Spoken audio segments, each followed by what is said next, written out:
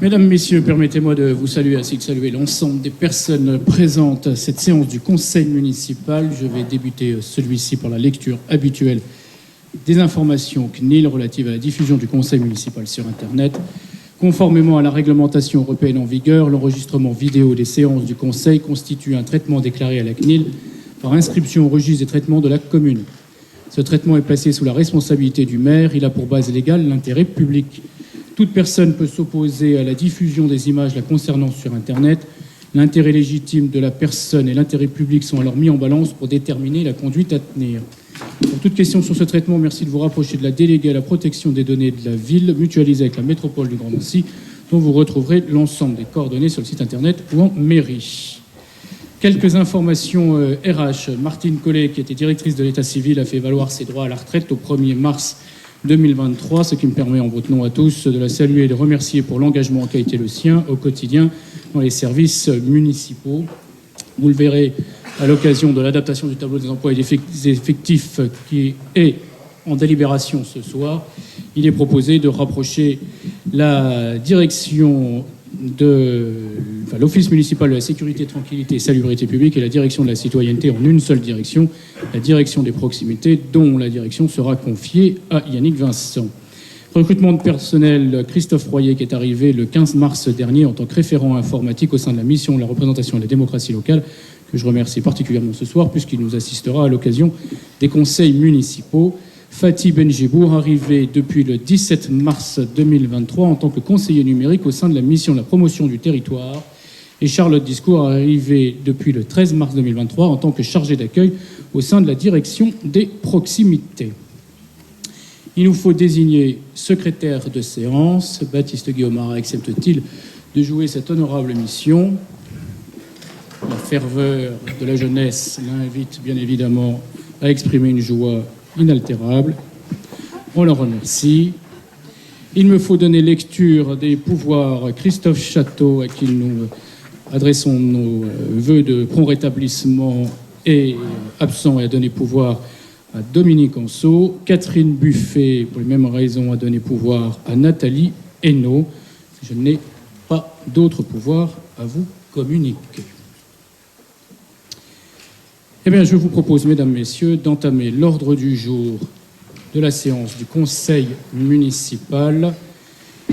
Vous avez pu, si vous le souhaitiez, adresser des questions relatives à la communication des décisions du maire, l'adoption du procès verbal. Je mets aux voix. Y a-t-il des oppositions, des abstentions? Adoptées à l'unanimité. Je vous en remercie. La première délibération appelle à l'attribution d'une subvention exceptionnelle à Cité Unie France d'un montant de 1 000 € pour venir en solidarité à l'ensemble des victimes des séismes qui se sont tenus en Turquie et en Syrie sans qu'il soit besoin nécessaire, en tout cas que j'exprime plus longuement le motif et les enjeux de cette subvention exceptionnelle. Permettez-moi d'abord, en mon nom à tous et au nom de l'ensemble des Jarvilloises et des Jarvillois, d'avoir une pensée à l'ensemble des victimes des séismes et des différentes répliques qui se sont constituées. Vous le savez, un certain nombre de bâtiments, malheureusement, n'ont pas résisté au séisme et d'infrastructures ont aussi subi de lourds dégâts.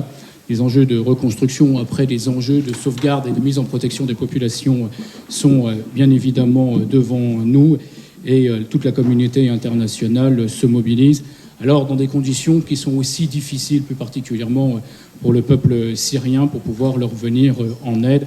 Je profite de cette occasion aussi pour saluer les Jarvilloises et les Jarvillois qui avaient répondu massivement présents à la collecte de dons, vêtements et biens de première nécessité qui, avec d'autres communes aux côtés de la métropole du Grand Nancy, nous permettent de réaliser des acheminements réguliers dans ces territoires.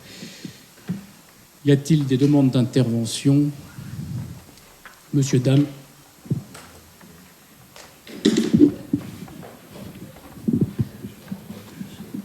Merci. Monsieur le maire, chers collègues, nous voterons favorablement cette délibération et nous apprécions cette initiative solidaire. Depuis les séismes du 6 février qui ont fait près de 45 000 morts en Turquie et en Syrie, plus de 2 millions de personnes, dont beaucoup d'enfants, vivent sous les tentes. C'est pourquoi le montant de 1 000 € nous paraît un peu dérisoire tout de même, et nous aurions préféré inverser ce montant avec une autre délibération dont on reparlera tout à l'heure, qui attribue un soutien de 4 000 € pour l'organisation d'un chantier international concernant la réparation de vélos. Y a-t-il d'autres demandes d'intervention? La dignité humaine, monsieur, dame, la dignité humaine, méditez. Je mets aux voix, y a-t-il des oppositions, des abstentions? Adoptées à l'unanimité, moins l'indignité de ceux qui l'ont perdu. Délibération suivante au rapport de monsieur Mangin, la création d'une unité de méthanisation à Ludre.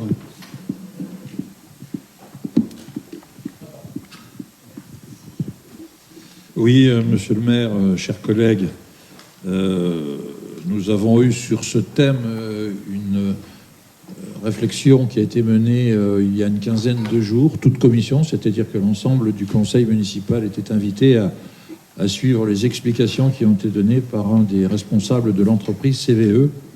L'entreprise CVE qui souhaite installer dans le périmètre, on va dire, de Ludre, sur la zone d'activité, une usine de méthanisation. C'est une société française qui fait dans les énergies renouvelables, c'est-à-dire qu'au-delà de la méthanisation, ils font aussi de l'hydroélectricité, ils font du solaire, et ils font également de l'hydrogène. L'enjeu de cette... c'est simple, hein, je vais pas aller trop dans les détails parce que vous les avez eus par un PowerPoint qui était présenté, donc, mais le triple enjeu, c'est pour l'urgence climatique, bien évidemment, puisque ça va produire du biogaz. C'est aussi pour la souveraineté énergétique et la volatilité des prix actuels de l'énergie. Rapidement, parce que bien évidemment tout le monde est à peu près informé de la façon dont on fabrique du biogaz.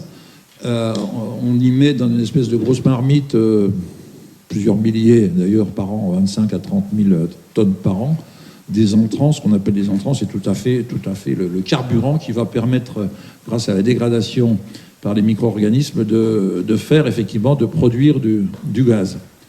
Ce gaz, il est très vite utilisé, il est purifié, très vite utilisé.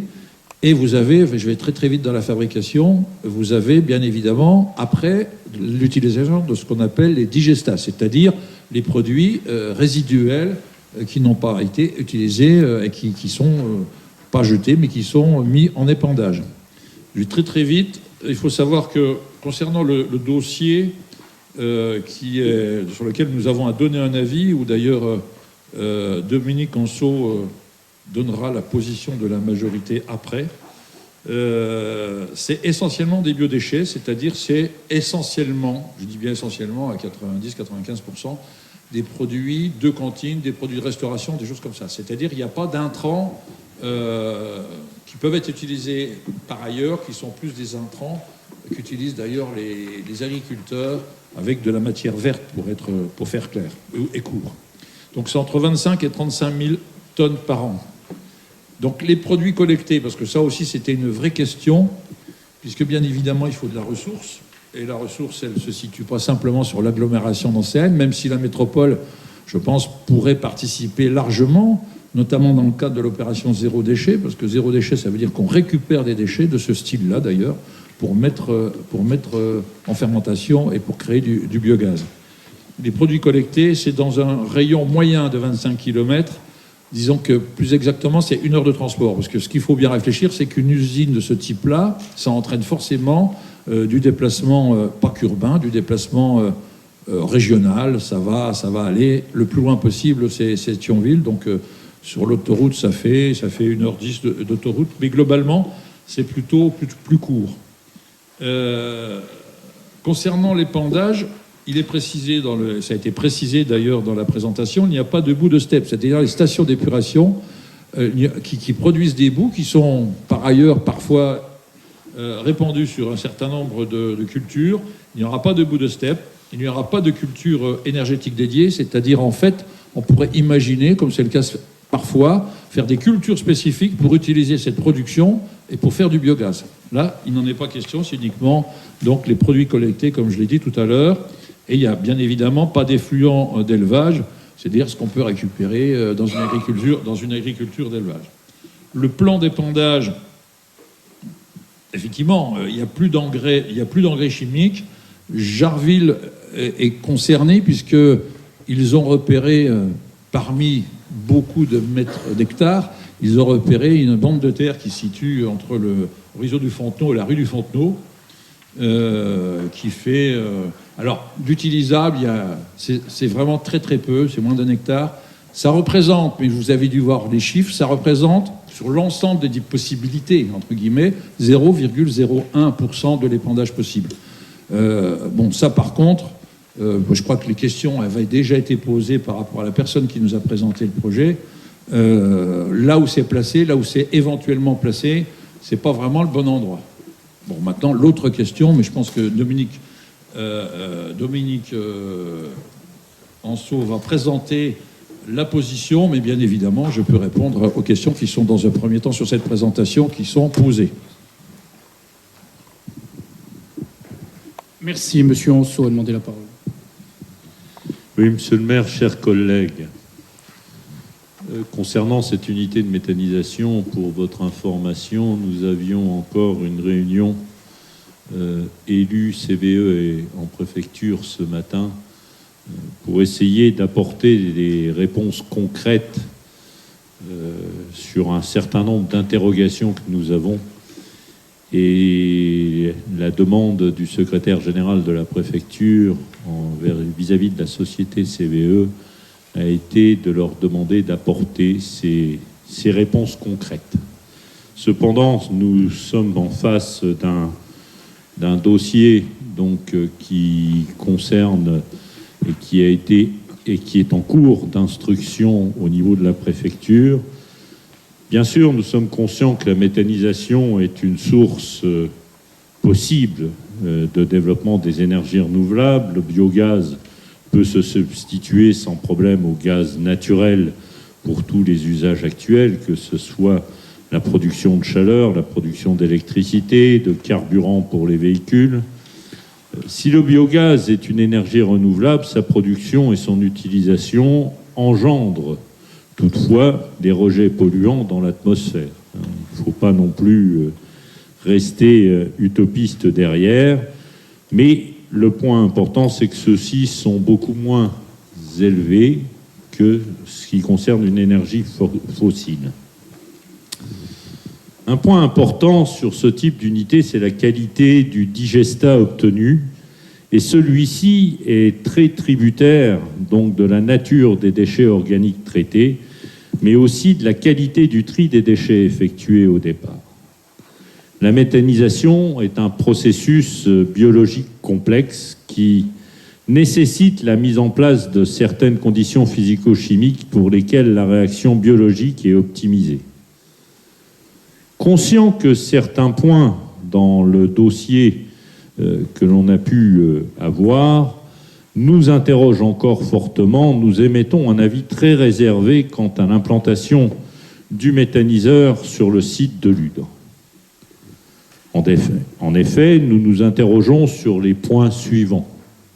Le premier point, c'est les conditions de concertation proposées qui ne sont pas du tout satisfaisantes. Des délais courts dont nous disposons, le manque de communication envers les citoyens qui ne nous permet pas d'engager une réflexion pour assurer une bonne connaissance du projet et d'envisager qu'il puisse être modifié en prenant en compte les réserves dont certains ont émis au cours de ces réunions. Implanter un méthaniseur en milieu urbain peut se comprendre si cette implantation permet de limiter l'impact de transport sur la collecte des intrants. Or, dans le dossier qui nous a été présenté, ce n'est pas vraiment le cas, puisque près de la moitié des intrants nécessaires au fonctionnement vont être collectés dans un rayon de 30 à 100 km. De plus, l'implantation est proche du canal, avec en cas d'accident, un cas de risque potentiel de pollution, avec des conséquences sur la faune et la biodiversité qui se trouvent en aval.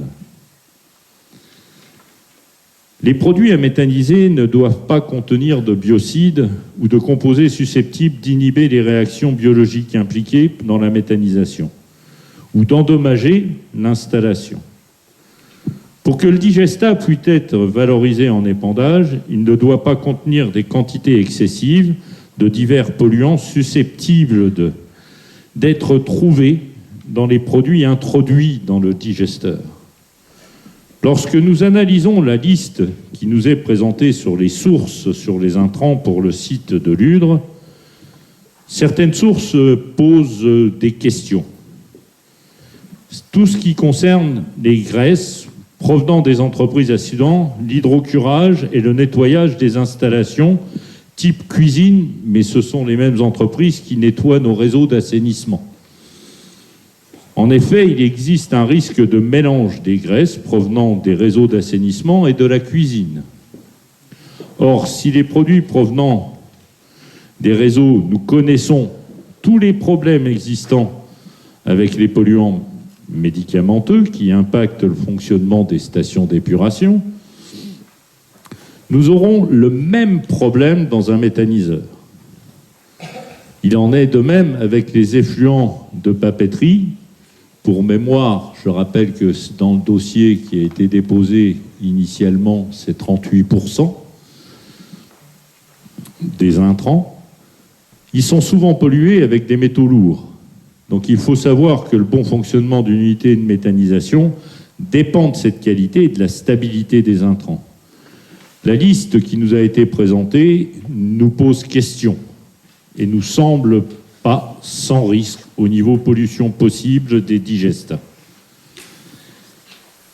Un risque évoqué lors de notre réunion toute commission est resté sans réponse alors que ce dernier est sérieux et avec des impacts importants. Une unité de méthanisation produit un gaz, alors le sulfure d'hydrogène, qu'on appelle l'H2S dans les termes techniques. Ce gaz est mortel dans l'atmosphère, confiné. Si quelqu'un, tant que vous sentez l'œuf pourri, tout va bien.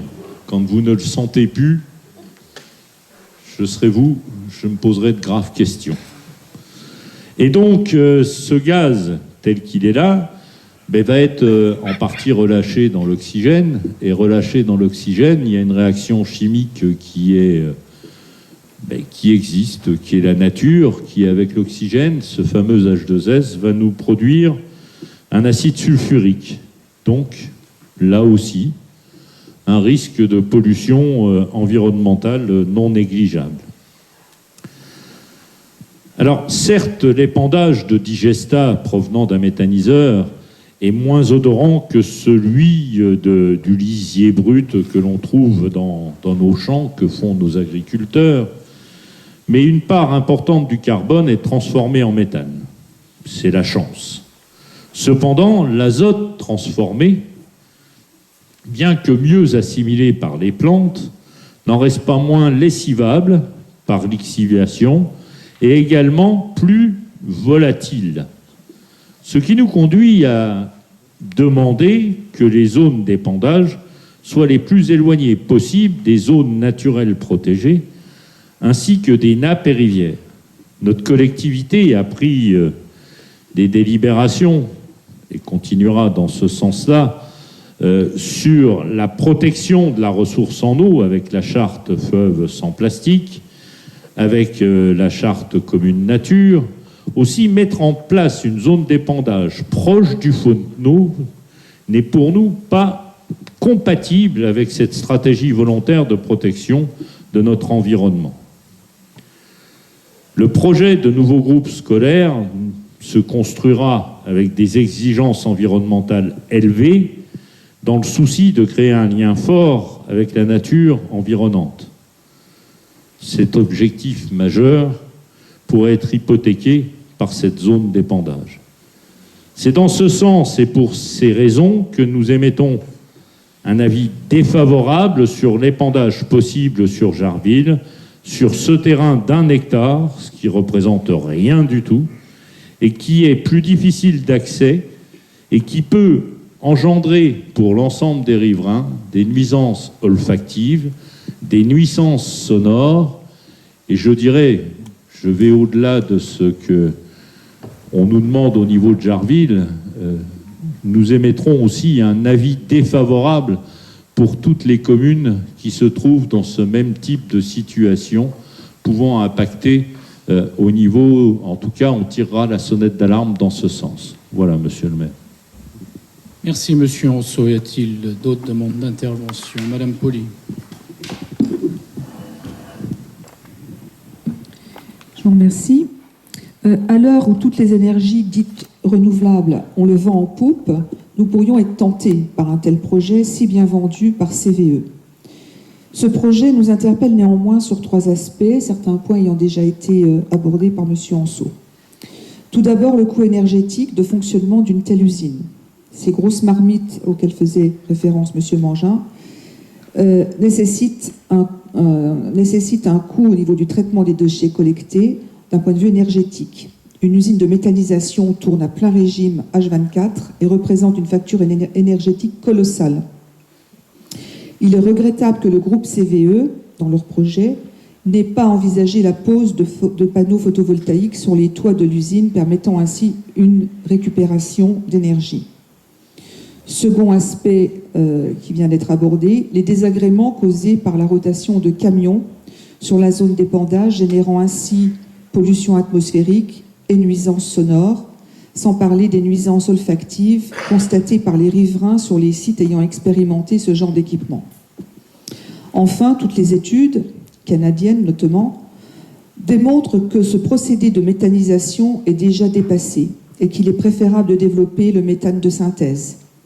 En plus d'être renouvelable, ce nouveau gaz découle d'un mode de production qui permet de lutter contre les émissions de gaz à effet de serre. En effet, le procédé de méthanation, par lequel il est conçu, permet de valoriser le CO2 issu d'autres procédés comme la méthanisation, en le transformant en méthane par rapport d'hydrogène renouvelable.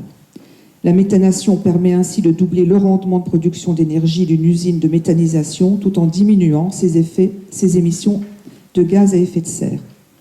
Enfin, dans le projet, je pense qu'il aurait été pertinent d'avoir aussi des compensations, si tant est que le projet voit le jour.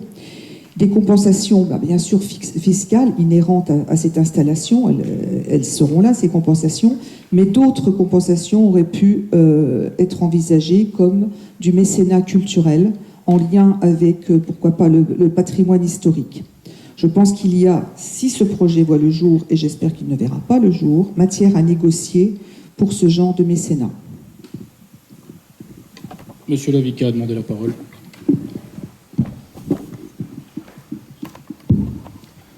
Oui, monsieur le maire, chers collègues, les shifters Nancy-Lorraine, dans leur avis sur l'unité de méthanisation de Ludre, semblent douter de l'efficacité de cet investissement.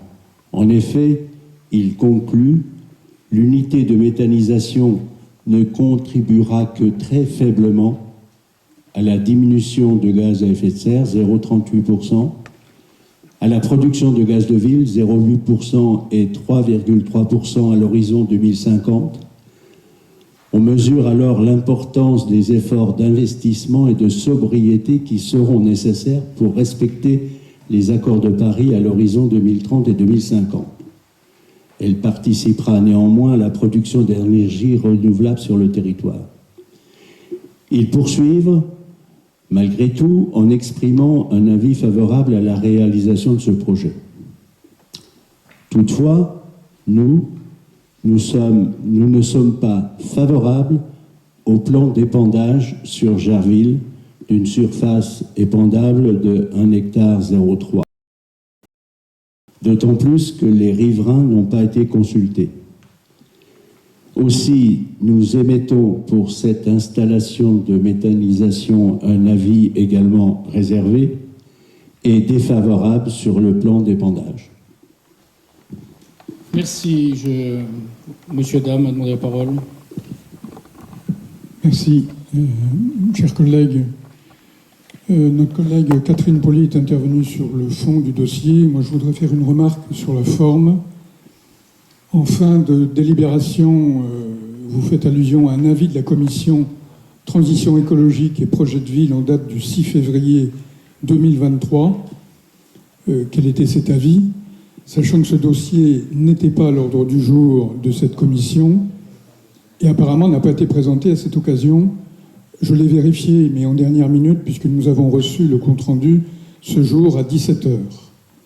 Alors, certes, nous avons eu toute commission, ça a été rappelé tout à l'heure, le lundi 20 mars dernier, mais sans qu'un avis n'ait été donné par celle-ci. En résumé, je rejoins mes collègues, nous sommes réservés sur le projet d'usine de méthanisation pour son installation à Ludre, mais contre l'épandage prévu sur notre commune de Jarville-la-Malgrange. Nous donnerons un avis défavorable à ce projet. Merci. Alors, puisque M. Dan nous habitue à faire les questions et les réponses, il aura bien noté, l'ensemble des membres du conseil municipal aura bien noté que la réunion, toute commission, s'est tenue à la date qui était rappelée tout à l'heure par M. Mangin, et c'est à l'occasion de cette réunion, toute commission, qu'a bien été présenté le projet en présence de l'entreprise CVE, mais vous le savez, puisque vous y aviez siégé. Mesdames, Messieurs, puisque vous émettez un avis réservé sur ce projet de création d'unités de méthanisation à Ludre, le terrain qui appartient aujourd'hui à Veolia. Et donc, je rappelle que la procédure prévoit que le préfet sollicite l'avis de l'ensemble des communes, sans pour autant que l'avis des communes ne lie le préfet quant à sa décision finale. Pour autant, le dialogue est ouvert aujourd'hui avec les services de l'État. Monsieur Anceau l'a rappelé tout à l'heure, les communes ont participé à une réunion et d'autres réunions sont sans doute prévues dans les semaines à venir. Je vous propose, mesdames, messieurs, d'adopter l'avis réservé proposé par Dominique Anceau, et c'est celui-ci que je mets aux voix. Et défavorable sur l'épandage, effectivement, à Jarville, comme il a été rappelé.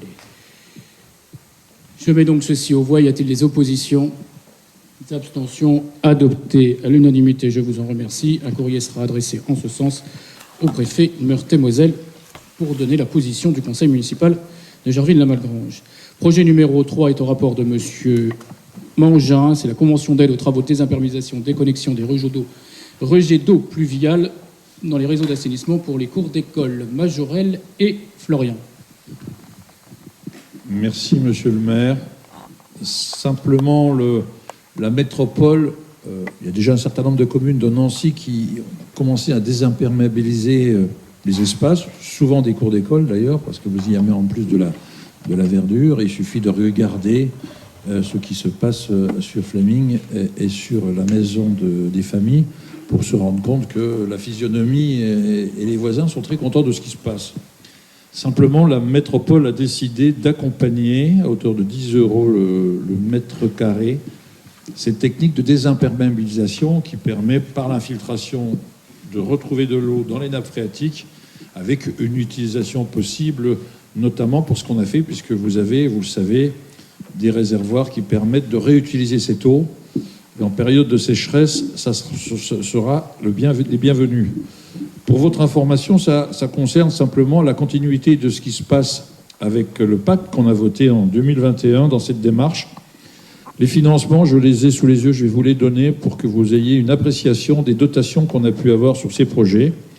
Il faut savoir que c'est l'agence de l'eau principalement le plus grand financeur, et comme ces établissements sont dans le périmètre de la politique de la ville, on a également donc des subventions de ce côté-là. Pour l'année 2023, le budget qu'on va bientôt voter s'élèvera pour Florian et pour Majorelle à 632 400 €. Alors, je vais vous donner des appréciations de ce qui est fait en 2022, enfin les budgets prévisionnels de 2022, concernant d'une part ce qu'on appelait la Fontaine, donc la maison de Gouges, et Fleming. Les dotations, les pourcentages concernant l'agence de bassin s'élèvent à 70%. Ça a été réaugmenté parce que certains projets au niveau de l'agence de bassin ont été supprimés en cours d'année. Donc en tout, on a 80% de dotation, considérant les 10% concernant la politique de la ville. 80%, c'est-à-dire que le montant de l'étude, montant éligible hors taxe, était de quasiment 96 000 €, et on aura de subventions toujours hors taxe, 76 774 euros. J'ai une autre appréciation pour vous donner sur Fleming, qui est plus important. Le coût total TTC était 260, donc hors taxe 216 000. On a de l'agence de bassin 130 000. On a 20% sur la politique de la ville, donc un peu plus de 43 000 euros, ce qui fait un total de subvention de 80% pour 173 470 euros. Voilà simplement pour vos informations. Donc on ne peut que se féliciter que la métropole accompagne les communes qui sont performantes en la matière. Merci, Monsieur Mangin. Monsieur Lavica a demandé la parole.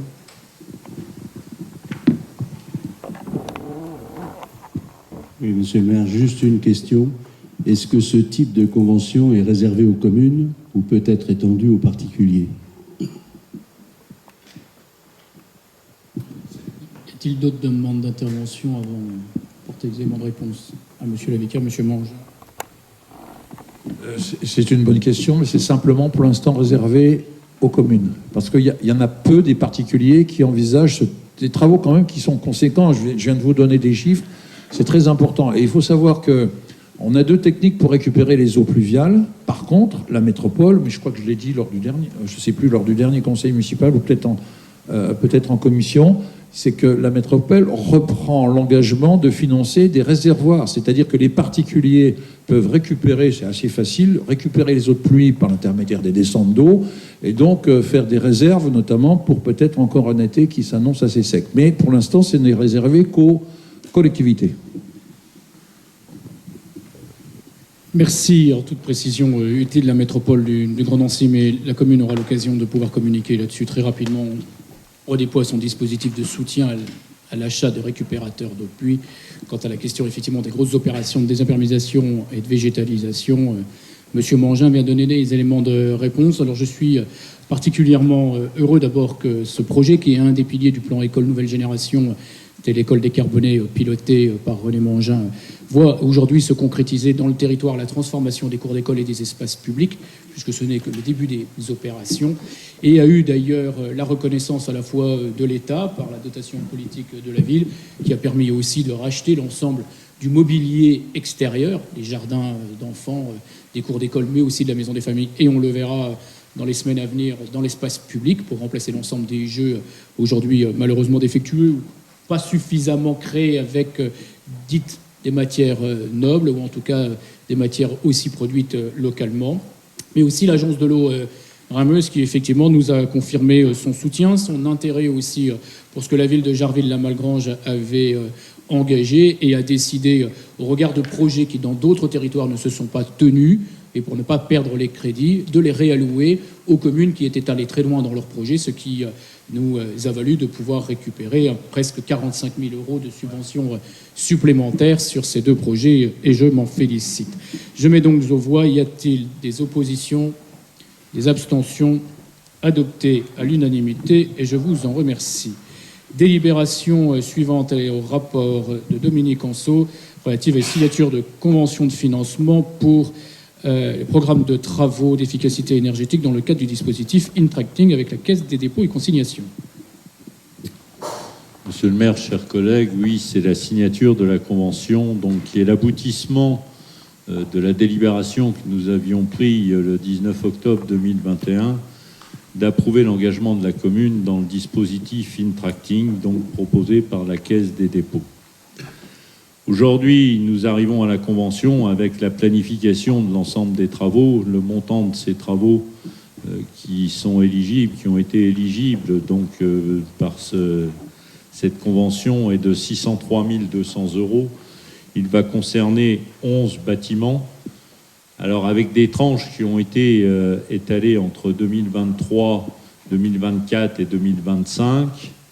2023 verront la tranche sur l'école Fleming, Calmette-Guérin, Majorelle, le complexe sportif Montaigu et le gymnase Ferry, ce qui va nous engager sur une somme de 272 200 euros. Ensuite viendra en 2024 le collège, l'atelier, le restaurant municipal, l'école Florian pourra engager 203 800 euros.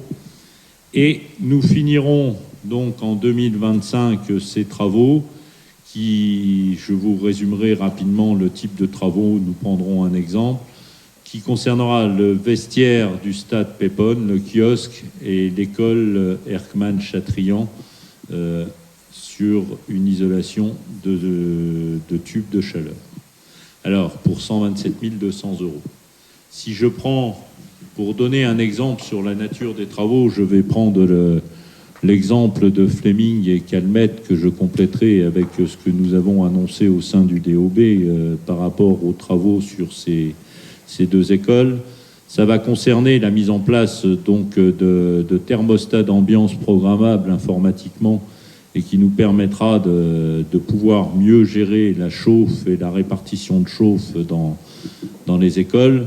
C'est d'isoler l'ensemble de tous les conduits de chaleur qui sont à l'intérieur, donc qui remontent de la chaufferie, par exemple, avec des coques qui vont protéger et éviter les dispersions thermiques. C'est la mise en place de nouveaux types de robinets thermostatiques qui accompagnent ce thermostat d'ambiance. C'est également l'isolation... Pardon. Non, j'ai cru que j'allais éternuer. Je vous prie de m'excuser. C'est également l'isolation des planchers sous la sous-face. Et ça va être la mise en place d'une installation de panneaux photovoltaïques sur l'établissement.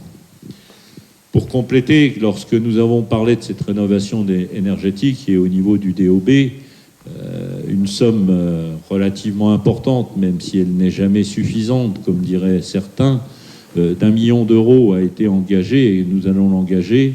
Et les deux écoles, que ce soit Calmette et Fleming, donc, vont rentrer dans cette phase pour finir et avoir une rénovation énergétique. Je ne donnerai qu'un exemple. On a réalisé les DPE sur les établissements, le bâtiment, et on a fait l'ensemble complet diagnostic du bâtiment. Sur ces deux écoles, on est quand même amené à changer 48 fenêtres, parce que, oui, il y a du double vitrage, mais lorsqu'il n'y a plus d'argon dans le double vitrage, il sert strictement à rien. De changer l'ensemble de 5 portes qui sont plus du tout fermantes ni étanches sur le système-là, de changer sur l'école Calmette et Guérin l'ensemble du vitrage de la salle de motricité sur ce côté-là qui ne sont plus du tout efficients au niveau isolation thermique, de remettre en place d'ensemble de brise-soleil pour permettre le bon fonctionnement. Mais ce qui est peut-être ce qui sera aussi le plus marquant, c'est la transformation électrique qui nous amène à Fleming à changer 196 points lumineux pour les mettre en LED et 82 au niveau de Calmette-Guérin, avec un fonctionnement qui va être et qui a été discuté avec le corps enseignant, non plus avec des simples interrupteurs, mais avec des rhéostats qui permettra d'adapter la luminosité en fonction de l'action qui est menée dans la classe et de l'activité menée, et la mise en place de détecteurs de présence dans les couloirs et dans les toilettes pour éviter d'avoir des couloirs et des toilettes allumés en permanence sur ce côté-là. Le dernier point qui sera fait sur ces écoles, ça va être de refaire l'isolation sous toiture, puisqu'il existe certes une isolation, mais qui n'est plus du tout efficiente et étant complètement obsolète dans le temps. Voilà, sur cette convention, monsieur. Je vous remercie, monsieur Anceau, pour toutes ces précisions. Y a-t-il des demandes d'intervention? Monsieur Mangin. Oui, merci, monsieur le maire. Dans le prolongement de ce que vient de dire Dominique Anceau, il y a eu une réunion à la métropole pour, d'ailleurs, ça sera voté après-demain, jeudi, oui, c'est ça, à la métropole. La métropole a décidé un grand plan d'implantation de cellules photovoltaïques sur tout son parc métropolitain, ce qui représente, j'imagine, quelques milliers de mètres carrés. Et donc, j'en ai profité pour, dans le cadre d'éventuelles mutualisations, comme c'est le cas pour les achats de gaz, d'électricité et d'autres choses, qu'il y ait une réflexion qui soit peut-être menée avec les communes qui en seraient d'accord. Et je pense que si les 20 communes décident en même temps de faire un plan d'installation de cellules photovoltaïques, ça serait tout intéressant, et en termes de mise en œuvre, en termes de frais, de coûts. Merci. Pas d'autres demandes d'intervention. Je n'en veux pas remercier Dominique Anceau pour le pilotage à la fois du plan patrimoine, qui est devenu le plan patrimoine et énergie, qui nous permettra effectivement, avec le soutien de la Caisse des dépôts, des taux d'intérêt très avantageux, en plus que de 0,25%, ce qui est aujourd'hui particulièrement exceptionnel dans le contexte que nous vivons, permettra, avec le million d'euros supplémentaires que la ville met sur la table, effectivement, d'aller plus vite dans l'accélération de la rénovation thermique, énergétique des bâtiments, mais je l'ai dit aussi, le souhait, c'est de conduire aussi le programme d'accessibilité et aussi la question de la qualité de l'accueil des différents usagers ou agents dans les bâtiments communaux aujourd'hui, de manière à les rendre plus fonctionnels. Et c'est en ce sens qu'il a été choisi les bâtiments qu'a rappelé Dominique à l'instant, l'école Fleming et Calmette-Guérin, avant effectivement les travaux qui se verront au collège. Y a-t-il des oppositions, des abstentions? Adoptées à l'unanimité, et je vous en remercie. Je passe la parole à M. Mangin pour nous présenter la délibération relative à une convention de partenariat, cette fois-ci avec la filiale de la Poste concernant les certificats d'économie d'énergie. Oui, merci, monsieur le maire. Je rappellerai très rapidement ce que sont les CEE. Donc, c'est les certificats d'économie d'énergie qui, eux, sont ouverts tant aux collectivités qu'aux particuliers et qui permet, quand vous isolez une cave, quand vous isolez des greniers, d'avoir une remise, une ristourne fort intéressante. C'est une obligation qui est faite depuis 2005 par rapport aux grands fournisseurs d'énergie. Alors, je ne savais pas que la Poste... Mais la Poste a mis en place un système, parce que la Poste est une entreprise aussi de très proche proximité. C'est tout à fait intéressant, qui s'appelle EDE, et qui fournit, qui conventionne avec les collectivités, qui leur permettent de calculer, de mettre en place et de faire un suivi concernant donc ces fameuses CE, les certificats d'économie d'énergie. Il faut savoir qu'auparavant, nous avions une convention qui n'existe plus avec la métropole pour ce même genre d'exercice. Et le prix de rachat qui est indiqué en bas de il est précisé que le montant de la prime EDE, donc au bénéficiaire, est basé sur un forfait de 5,50 € par méga kilowattheure. Et vous avez un truc barbare à côté, un acronyme sympathique qui s'appelle le QMAC. Alors je vais tout vous dire, parce que je le sais depuis pas longtemps. Le QMAC, ça veut dire c'est une agglomération de cumuler et de actualiser. Le QMAC, alors tenez-vous bien, mais c'est pas la peine d'être dans le compte rendu. Le QMAC permet de déterminer la valeur financière d'un kilowattheure économisé en installant des dispositifs énergétiques d'économie d'énergie afin de calculer le montant du CE. Voilà, le prix du CE sera à peu près le même, d'après ce que j'ai compris, aux alentours de 5,50, peut-être 5,80. Ça peut être fluctuant, mais même si ça diminue en dessous, on aura toujours cette même somme qui sera une somme fixe d'attribution donc concernant ces CE. Merci. Merci, Monsieur Mangin. A-t-il des demandes d'intervention, Monsieur Lavica? Une question.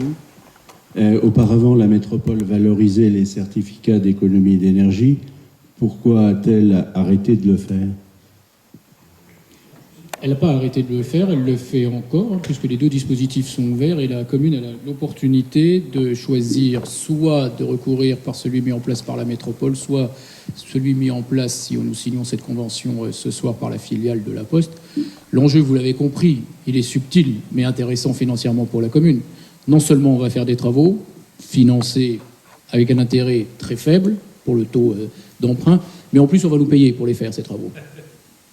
Donc nous irons vendre les certificats d'économie d'énergie au plus avantageux au moment où le marché sera le plus avantageux.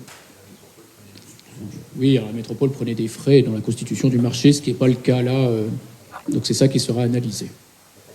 Il n'y a pas d'autres demandes d'intervention, je mets aux voix. Y a-t-il des oppositions, des abstentions?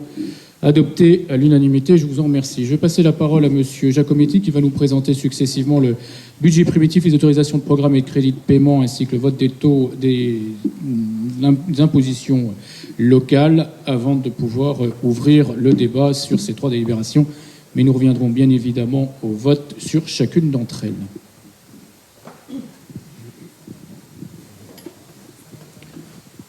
Monsieur le maire, chers collègues, mesdames, messieurs, après la présentation du rapport d'orientation budgétaire 2023 lors de notre réunion du 1er février dernier, il me revient de vous présenter la traduction budgétaire des priorités qui avaient été dressées à cette occasion. Ces quelques semaines nous ont permis d'affiner encore un peu plus les prévisions que nous avions indiquées et de réaffirmer les principales annonces faites à ce moment. Plus proche, d'accord.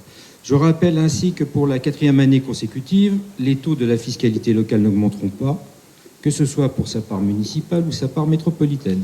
Seule la hausse des bases décidée par le Parlement occasionnera une modification de la feuille d'imposition de nos concitoyens.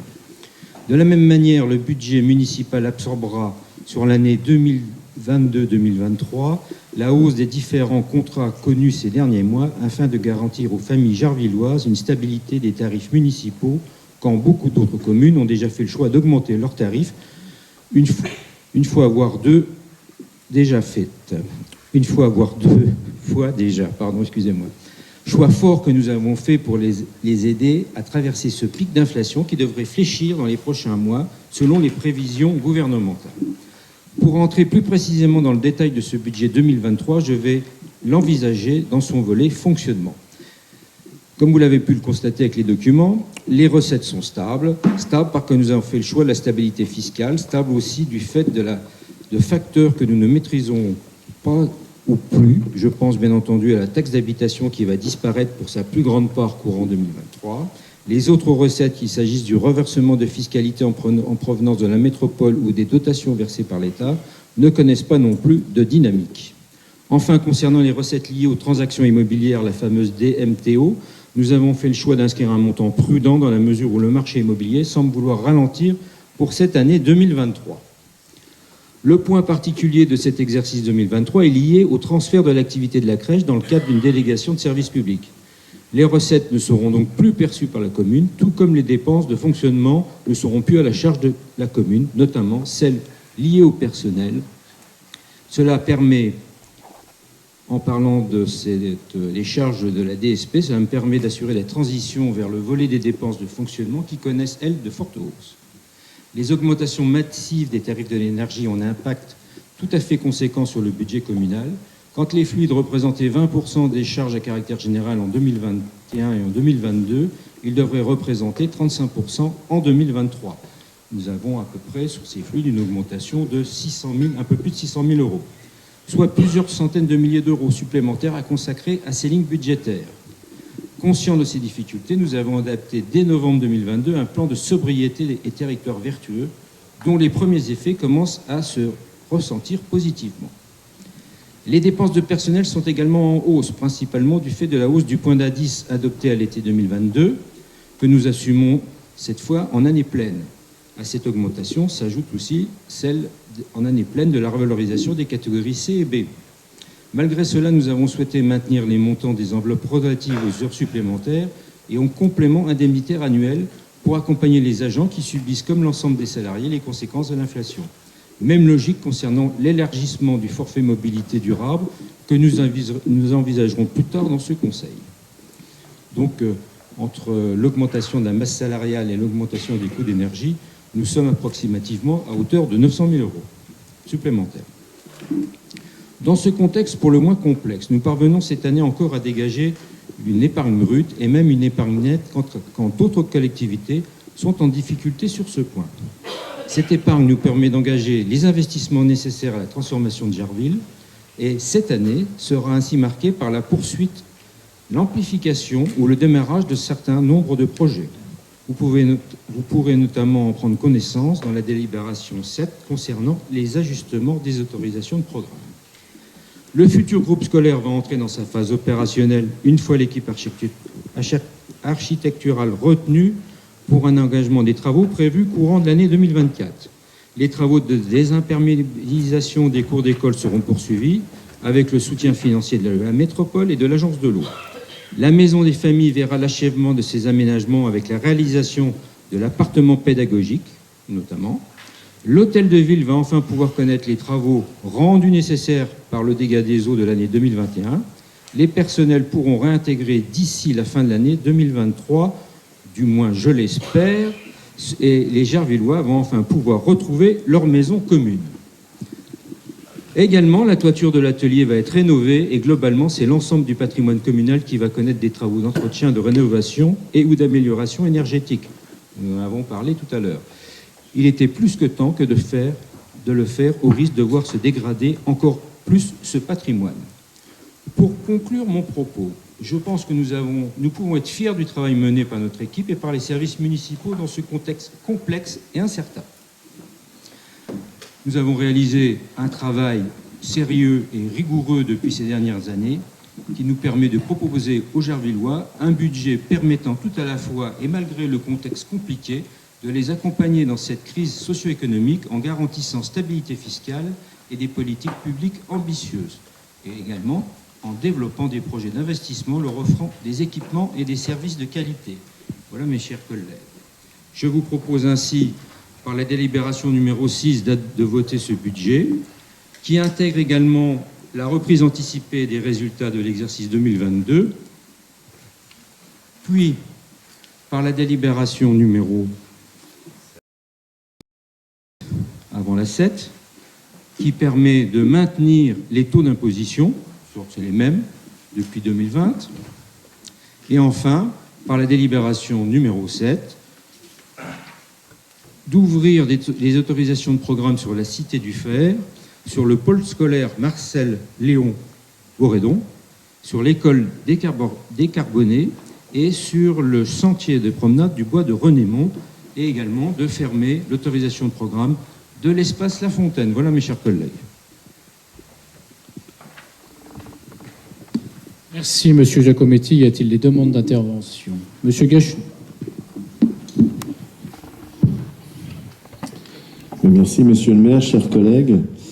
Page 19 du support du rapport de présentation, vous indiquez, Monsieur le maire, avoir réalisé un emprunt en 2022 vous permettant d'anticiper une situation d'envolée des taux d'intérêt.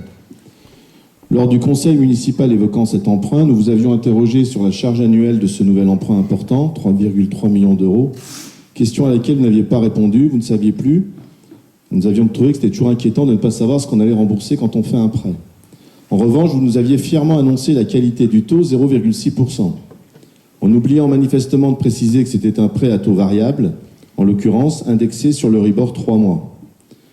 Étonnant que vous félicitiez d'avoir souscrit le prêt avant l'envolée des taux, car le principe du taux révisable, justement, c'est qu'il suit l'évolution des taux, quelle que soit la date de souscription, taux qui se sont en effet bien envolés, puisque l'Euribor 3 mois est aujourd'hui à 3%, soit un peu plus de 5 fois plus cher que le taux annoncé dans votre présentation. La prudence et l'anticipation dont vous avez visiblement manqué auraient été de souscrire un prêt à taux fixe avant l'envolée des taux, ceux-ci se situant à cette période encore entre 1,2 et 1,5%. Sauf à ce que le taux soit plafonné à la hausse. Et si oui, de combien? Nous sommes étonnés que le taux figurant sur l'état de la dette, page 31, reprenant l'intégralité des emprunts de la commune au 1er janvier de l'ADN, soit 2023, soit un taux maintenu au taux souscrit à 0,593, alors que l'Euribor 3 mois était déjà à 2,16 à ce moment, et que le montant annuel de la charge d'intérêt ne correspond d'ailleurs pas au taux indiqué. Comment expliquez-vous cela? Souhaitons que l'inflation redescende très vite pour voir les taux d'intérêt redescendre à nouveau, mais à ce jour, nous n'avons aucune visibilité sur un retour à la normale, et les Gervillois risquent d'être pénalisés durablement par ce prêt souscrit sur 25 ans, a priori dans des conditions hasardeuses. Monsieur Lavica, demandez la parole. Oui, Monsieur le maire. Nous ne reprendrons pas nos propos au moment du DOB. Il reste d'actualité. Nous regardons les chiffres globaux. Dépenses réelles de fonctionnement par rapport à la population, 1050,98 pour Jarville contre 944 à la même strate. Recettes réelles de fonctionnement par rapport à la population, 936,34 pour Jarville contre 1158. Dépenses d'équipement brut par rapport à la population, 579,74 pour Jarville contre 298. Encours de dette par rapport à la population, 1017,78 pour Jarville contre 796. Dépenses de fonctionnement et remboursement de dettes en capital par rapport aux recettes réelles de fonctionnement, 118,85% pour Jarville contre 88,70% pour le reste de la strate. Dépenses d'équipement brut sur recettes réelles de fonctionnement, 61,92% pour Jarville contre 25,70% pour le reste de la strate. Encours de la dette sur recettes réelles de fonctionnement, 108,70% pour Jarville contre 68,70% pour la strate. Tout semble indiquer que nous vivons au-dessus de nos moyens, même si nous tenons grâce à l'aide de l'État. Dotation de fonctionnement sur population, 230,98 pour Jarville contre 154 à la strate. Nous notons qu'il n'y a plus dans vos propos de critique de l'État. Est-ce dû à un changement de politique de ce dernier ou à un changement d'orientation de nos édiles? Si nous regardons dans le détail, 60-67 fournitures scolaires, 47 855 en 2022, en 2023, 37 056, soit une diminution de 20%. Nous pensions que le scolaire était la priorité de votre majorité. 61 521 entretien de terrain, 11 980 en 2022 contre rien en 2023. 61 524 entretien bois et forêt, 13 066 en 2022 contre rien en 2023. Les chèvres ne feront pas tout.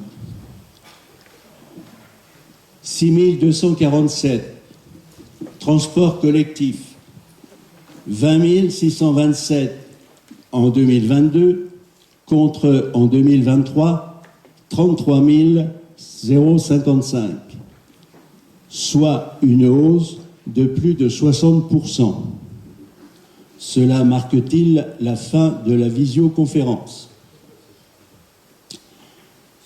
66 111 intérêts réglés à l'échéance, 132 135,57 en 2022 contre 170 353,97 en 2023 et 66 112 intérêts rattachement aux intérêts courus non échus, 9 162,43 en 2022 contre en 2023 19 091,86. Cela montre notre endettement croissant. Dans les ressources, 70 321 stationnements et locations voies publiques, 35 000 en 2022 contre en 2023 50 000.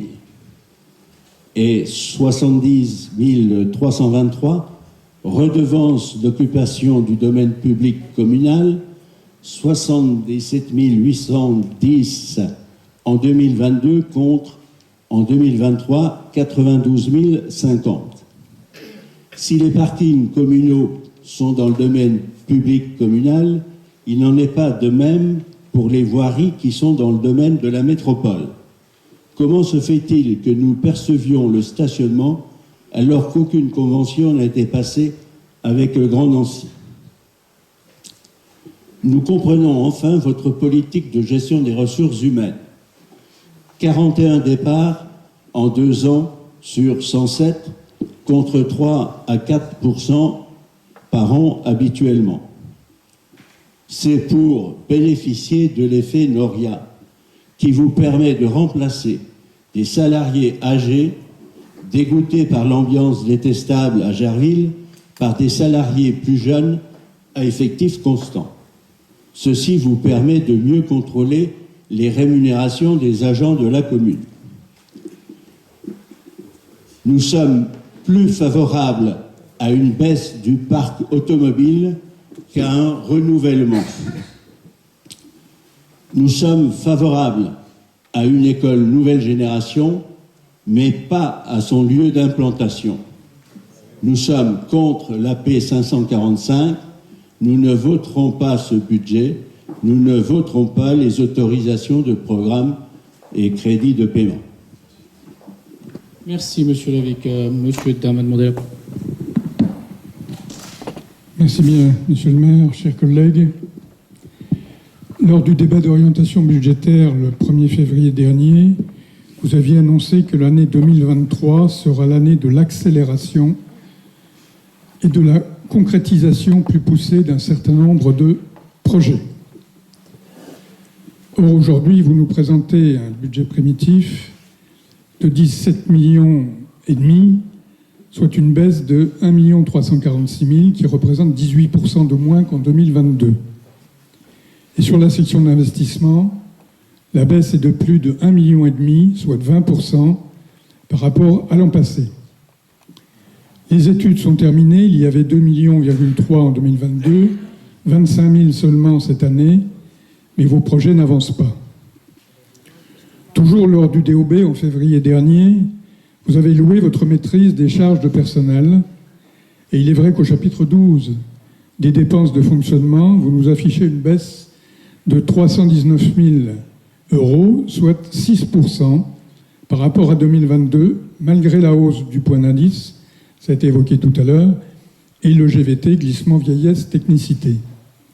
Mais vous ne dites pas que cette baisse est liée au départ de plus de 40 agents depuis 2 ans et demi, soit un tiers du personnel, souvent très expérimenté, et ça n'a pas été que des départs en retraite, même si ceux-là aussi étaient contents de quitter la collectivité. Et que compte tenu de l'ambiance que vous avez créée et de l'image de notre commune aujourd'hui, vous avez du mal à recruter. Il manque 11 équivalents temps plein. Vous l'avez inscrit dans l'annexe C1 État du personnel, où vous mentionnez 110 emplois pourvus sur les 121 emplois budgétaires inscrits au tableau des emplois.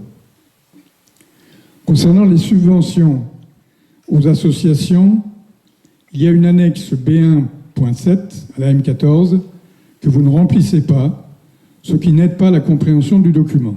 C'était déjà le cas l'an dernier.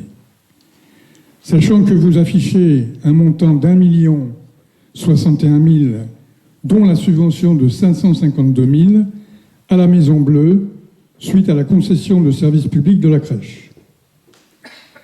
Je ne reprends pas tout ce que j'ai dit auparavant, puisque vous aurez l'occasion de lire mon texte.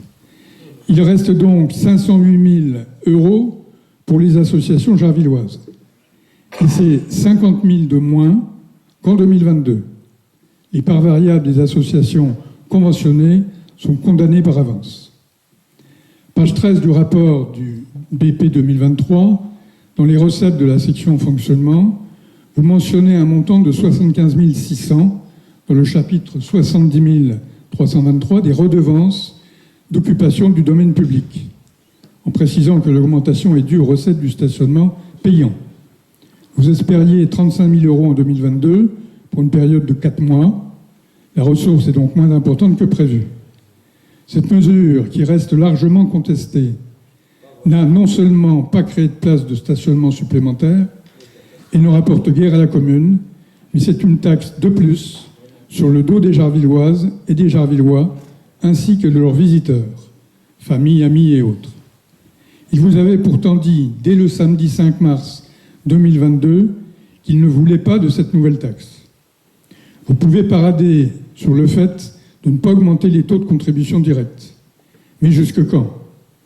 Et il ne reste de toute façon que la taxe foncière sur le bâti. Il n'y a pas de taxe foncière non bâtie sur la commune, quasiment. Et la taxe d'habitation ne s'applique plus qu'aux résidences secondaires. Il y en a assez peu sur la commune. À Jaja-les-Bains, on a le stationnement payant, mais on n'a pas les touristes.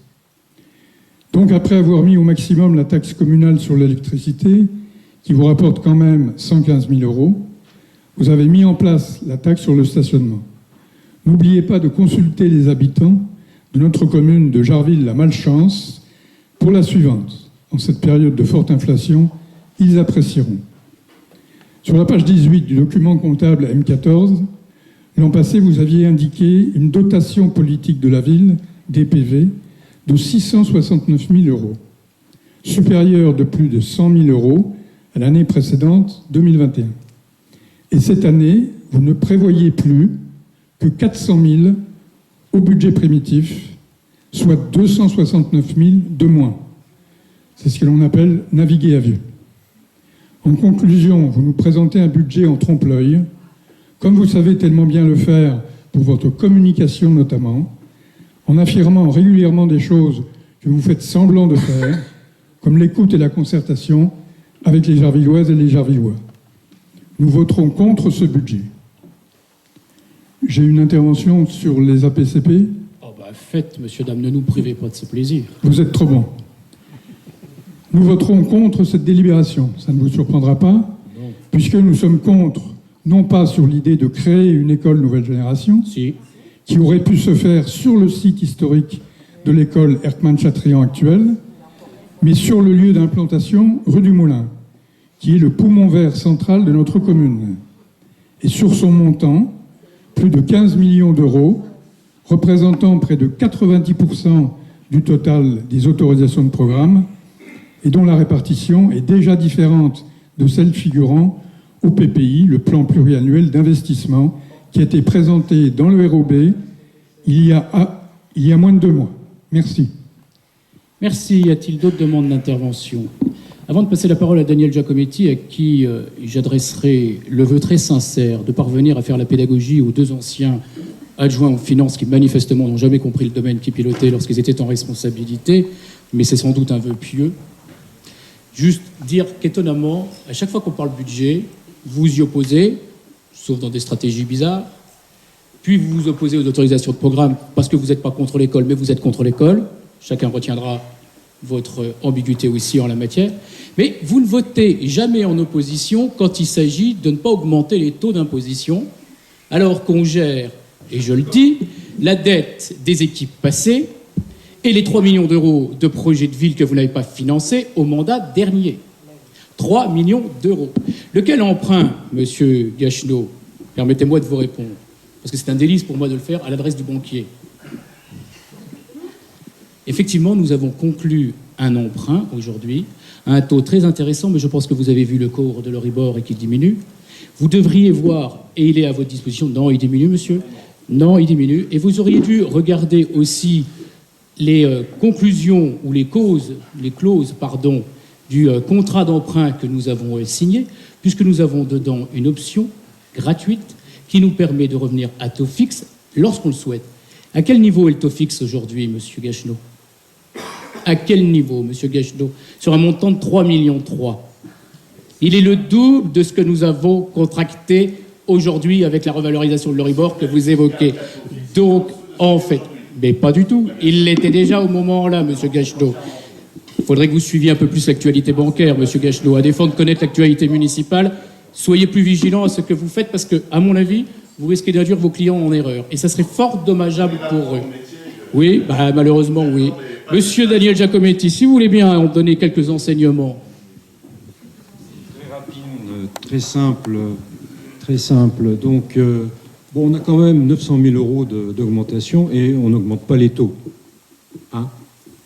Et si on a 900 000 euros d'augmentation sans augmenter les taux, c'est qu'on a réussi à faire des économies par ailleurs. Alors, c'est bien de regarder à droite et à gauche, mais c'est parce qu'on a fait le ménage dans une collectivité qui était très mal gérée qu'on peut, à ce stade, supporter cette augmentation de charges sans augmenter les taux. Ça, c'est quelque chose d'important qu'on oublie facilement. Et avant de donner des leçons aux autres, il faut regarder un peu le travail qu'on a fait. Et je ne parlerai pas des nombreux contrats qu'on payait et qui n'existent et qui n'avaient aucune prestation, mais je ne reviendrai pas là-dessus. Je l'ai déjà dit, la Chambre régionale de la Cour des comptes l'a aussi fait remarquer sérieusement. Quant à la taxe sur l'électricité, on aurait instauré la taxe sur l'électricité. Non, on n'a pas instauré la taxe sur l'électricité. L'État a instauré la taxe sur l'électricité et il la fixe. Et de toute façon, si on n'avait pas voté en 2021 le taux de 8,5, tous les Jarvillois le paieraient à cette date. parce que l'État avait fixé qu'en 2023, c'était 8,5. Mais on a bien fait de le mettre à 8,5 déjà en 2021. Parce que si vous avez regardé le pacte fiscal de la communauté métropole, eh ben non seulement les Jarvillois y paieraient 8,5, mais la commune ne toucherait pas la différence. Moi, j'appelle ça de la bonne gestion si vous faites de la communication politique pour dire qu'on a instauré la taxe sur l'électricité, ce qui est complètement faux. Alors après, sur le personnel, alors on dit qu'on a diminué 47 postes, non. Si vous enlevez les 20 qui sont partis à la crèche dans le cadre de DSP, ça fait plus que 20. Ça fait pas 47. Et c'est pas parce qu'on a un taux d'emploi qui est fixé à... 41-40. Oui, 41-40, c'est la même chose. Hein. Vous en avez rajouté 22 trop qui sont partis à la crèche, monsieur, dame. Donc vous mentez encore une fois, c'est comme la taxe sur l'électricité. Vous dites des chiffres faux, comme toujours. Communication politique. Oui, oui. Communication politique, c'est tout. Vous savez faire que ça. Moi, j'ai les charges commandes de 900 000 euros. Et vous me proposez quoi? La communication politique. Je vous remercie, monsieur Giacometti. Je remercie l'ensemble des intervenants, mais malheureux, effectivement, de devoir constater une nouvelle fois que vous souscrivez à des méthodes qui ne cessent de diluer des rumeurs. Alors, monsieur l'avocat, pour une fois, il a innové, il ne s'est pas contenté de lire l'édito du maire pour essayer de le commenter, il a lu un annuaire statistique, mais il a oublié l'annuaire statistique, celui qui dit que la commune compte 38% de logements sociaux, un ménage sur deux pauvre, et que nous sommes la seule commune du département n'avoir pas augmenté les taux, à avoir maintenu les tarifs des politiques dites socialisées, la crèche, la ludothèque, le périscolaire, l'extrascolaire, en dépit de toutes les hausses que nous avons vécues dans les contrats de prestation qui nous lient à ces différentes organisations de services, en dépit des hausses aussi des coûts de l'énergie que vient de rappeler M. Giacometti à l'instant. Il est aisé de dire, monsieur l'avocat, que la ville ne serait pas dans le portrait robot de la ville idéale, en oubliant deux choses. D'abord, que vous avez été un acteur qui est responsable de ce portrait robot. Je vous le rappelle quand même, que votre successeur ne semble pas l'avoir compris lui aussi, mais qu'il en a été un acteur également. Que vous, par deux fois, quand je vous associe tous les deux, plutôt que de vous poser la question de savoir comment réorganiser structurellement la ville, pour à la fois porter les investissements utiles à nos concitoyens, mais aussi réduire les dépenses de fonctionnement, vous avez souhaité la solution de facilité que j'aurais pu prendre aussi, celle d'augmenter les impôts. Et quel culot alors qu'à chaque fois Jarville Nouvel Horizon nous rappelle la taxe sur la consommation finale d'électricité, la redevance d'occupation du domaine public, le stationnement, et je viendrai quand même sur l'analyse que vous ne semblez pas avoir comprise. Et d'ailleurs, ça répondra aussi à l'autre question que vous ne semblez pas avoir comprise. Mais dites aux Jarvillois que vous aviez envisagé au moment de votre campagne, parce que vous n'avez pas voulu adopter le budget en 2020, d'augmenter les impôts de près de 2 chiffres. C'était ça que vous aviez prévu. Le budget que nous avons réécrit pendant l'été, 9%, vous aviez envisagé d'augmenter le budget. 9%. Minimum 9%. Oui, mais sauf que vous vous rendez compte de l'absurdité? Avoir eu le mensonge qui a été le vôtre, et encore aujourd'hui, vous n'avez su que traiter la question du déficit de cette commune dans son organisation et dans ses coûts que par les hausses d'impôts. Alors, la redevance d'occupation du domaine public, comme la redevance de stationnement payant. Mais si vous croyez franchement que je n'assume pas cette décision, bien évidemment que je l'assume. Alors, monsieur l'avocat, désolé de vous dire, mais c'est le maire qui a les pouvoirs de police en matière de circulation et de stationnement. D'ailleurs, l'ensemble des maires de la métropole ont refusé de transférer ce pouvoir à la métropole. Donc, comme il appartient au maire, c'est le maire qui détermine le pouvoir de police, pouvoir de stationnement, et qui, effectivement, dès lors qu'une recette est générée sur l'occupation du domaine public, elle revient à la commune. Alors, peut-être qu'un jour, il en sera autrement, et auquel cas, vous remercierez celui qui a mis en place le stationnement payant et qui aura sacralisé une recette dans le budget de la commune. Par contre, à ce que vous dites, vous avez projeté en 2022 35 000 euros. Mais vous avez échappé que la redevance de stationnement payant a été mise en place au 1er janvier 2023. 1er janvier 2023, mesdames, messieurs. Comment voulez-vous qu'on envisage des recettes en 2022 sur quelque chose qui se met en place 1er janvier 2023? Mais quand vous racontez des mensonges, essayez au moins d'être cohérent avec les faits, puis avec les vôtres. Parce que sinon, vous passez pour des idiots finis. Et ça serait fort dommageable pour vous. Vous ne pouvez pas nous accuser d'avoir mis en place le stationnement au 1er janvier et dire qu'on avait estimé des recettes en 2022 à 35 000 euros. Soyez cohérents avec vous-même. L'occupation du domaine public, mesdames, messieurs, c'est à la fois les terrasses, c'est les chantiers, c'est tout ce qui se fait sur le domaine public et qui, bien évidemment, engage des recettes, et fort heureusement d'ailleurs. Mais c'est quand même assez surprenant que vous ne le sachiez pas. Et encore plus quand effectivement les adjoints aux finances que vous avez été, messieurs, est en incapacité totale de regarder un budget et de regarder comment il se construit. Alors puisque vous regardez des chiffres, que vous regardez des statistiques, des éléments, que vous mélangez tout ça, ça n'a aucun intérêt d'aller plus loin. En fait, moi je vous renvoie à une responsabilité, mesdames, messieurs, une seule. Quelle vision avez-vous de la commune? Et comment vous la financez? Quand vous répondrez à cela, je pense que vous aurez gagné un peu plus de crédit dans le débat public. Aujourd'hui, il n'en est pas le cas. Je mets au débat au vote le budget primitif. Y a-t-il des oppositions? Des abstentions? Adoptées. On notera que M. Dame était absent au moment du vote. Les autorisations de programme et crédits de paiement. Y a-t-il des oppositions? Abstentions? Adoptées. Même chose concernant M. Dame. Les votes des taux d'imposition des taxes locales. Y a-t-il des oppositions? Abstentions? Abstention. Opposition de la part de M. Dame. Enfin, l'honnêteté vous revient, M. Dame. Il aurait voulu augmenter les taux. Sûr. Y a-t-il des oppositions au maintien des taux? Y a-t-il des oppositions au maintien des taux? Ça y est, changeons d'avis. Ben, je vous pose la question.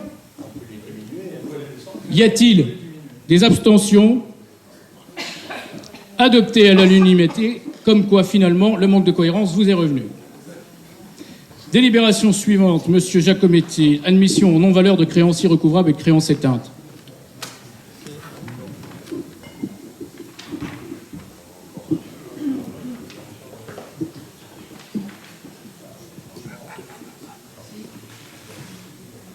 Donc, délibération numéro 9, chers collègues. Monsieur le maire, mesdames, messieurs, donc, comme vous savez, il vous est proposé de passer en admission en non-valeur les montants indiqués dans l'annexe de la délibération. Voilà, donc ce sont des montants qui ne sont plus recouvrables pour diverses raisons. Le trésorier payeur ne peut pas les recouvrer. Et la délibération vous demande de prendre acte du jugement de clôture de la liquidation judiciaire pour de l'entreprise individuelle citée en annexe et en non-valeur des créances irrécouvrables et créances éteintes notifiées par le comptable public annexé à la présente délibération. Voilà, mes chers collègues.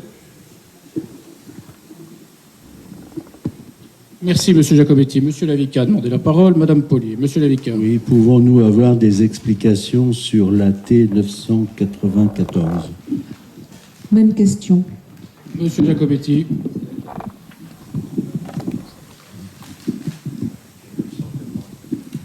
« 7 000 euros reste dû à présenter 3 646. C'est l'entreprise qui a été liquidée, liquidation judiciaire. Voilà. Donc c'était des pénalités qu'on avait adressées à l'entreprise parce qu'elle n'avait pas respecté le marché, mais l'entreprise a été liquidée, donc voilà. Merci. Je mets au voix. Y a-t-il des oppositions? Des abstentions? Adoptées à l'unanimité. Je passe la parole à Madame de Caillot. La délibération suivante. Les subventions aux associations.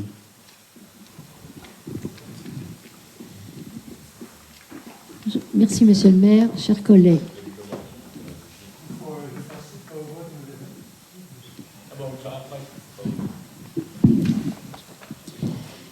Donc, la ville de Jarville-la-Malgrange a la volonté d'accompagner les associations par l'attribution de subventions et la mise en place de dispositions de moyens matériels et logistiques.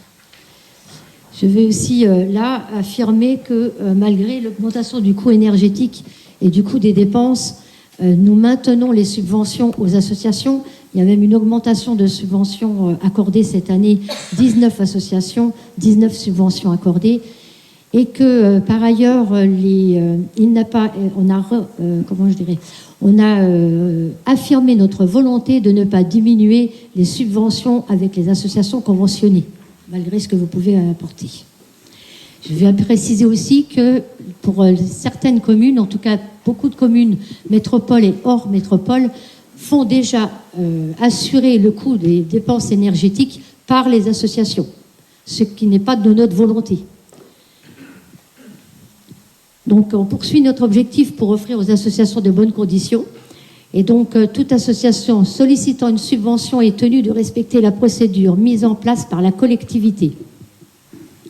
Les délais, les documents à renseigner, signés à retourner justificatifs, et bien évidemment ce qu'on a voté à le dernier conseil municipal, c'est-à-dire la charte d'engagement républicain. Par ailleurs, pour rappel, les élus municipaux membres ou conjoints de dirigeants d'une association à laquelle il est envisagé d'attribuer une subvention ne peuvent pas prendre part au vote. Il est proposé aujourd'hui d'arrêter le montant des subventions annuelles aux associations pour l'année 2023. Donc le tableau est annexé ci-dessous et approuver le versement des subventions aux associations figurant dans le tableau récapitulatif 6 juin. Merci. Alors, devant être tenu compte du fait que celles et ceux ici présents, élus, qui sont membres, plus particulièrement membres des conseils d'administration ou des bureaux des associations, ne prennent pas au vote concernant l'attribution de la subvention à l'association à laquelle ils appartiennent, et si vous n'avez pas transmis ces informations-là au service des finances, vous voudrez bien le faire et le mettre à jour, vous pouvez néanmoins participer sur le vote des autres subventions aux associations dans un vote global. Monsieur Lavica a demandé la parole.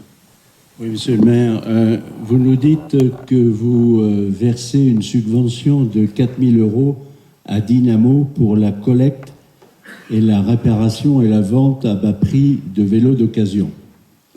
Or, dans le projet numéro 12, signature d'une convention pour l'organisation d'un chantier international de jeunes volontaires avec les associations Dynamo et Études et Chantiers Engagement Civique, on nous parle de 4 000 € à Dynamo pour organiser, entre autres, l'hébergement, la vie collective et le transport des participants. Est-ce que ce sont les mêmes 4 000 €? Si oui, pourquoi des objectifs aussi différents? Alors je vais parler, si c'est lié du projet 12, je ne sais pas si c'est... Non, ça ne l'est pas. Pardon? Donc, sur le projet 12, est-il pérenne à Jarville? L'an prochain, faudra-t-il voter à Dynamo une subvention pour leur permettre de participer quelque part dans le monde à cette manifestation? Enfin, cette manifestation nous pose un problème quant au bilan carbone. Faire venir du monde entier des personnes, dont certaines, pour ne pas dire la plupart, viendront par avion pour expliquer aux Jarvillois qu'il est préférable d'abandonner la voiture pour le vélo, nous ne comprenons pas l'intérêt d'une telle manifestation.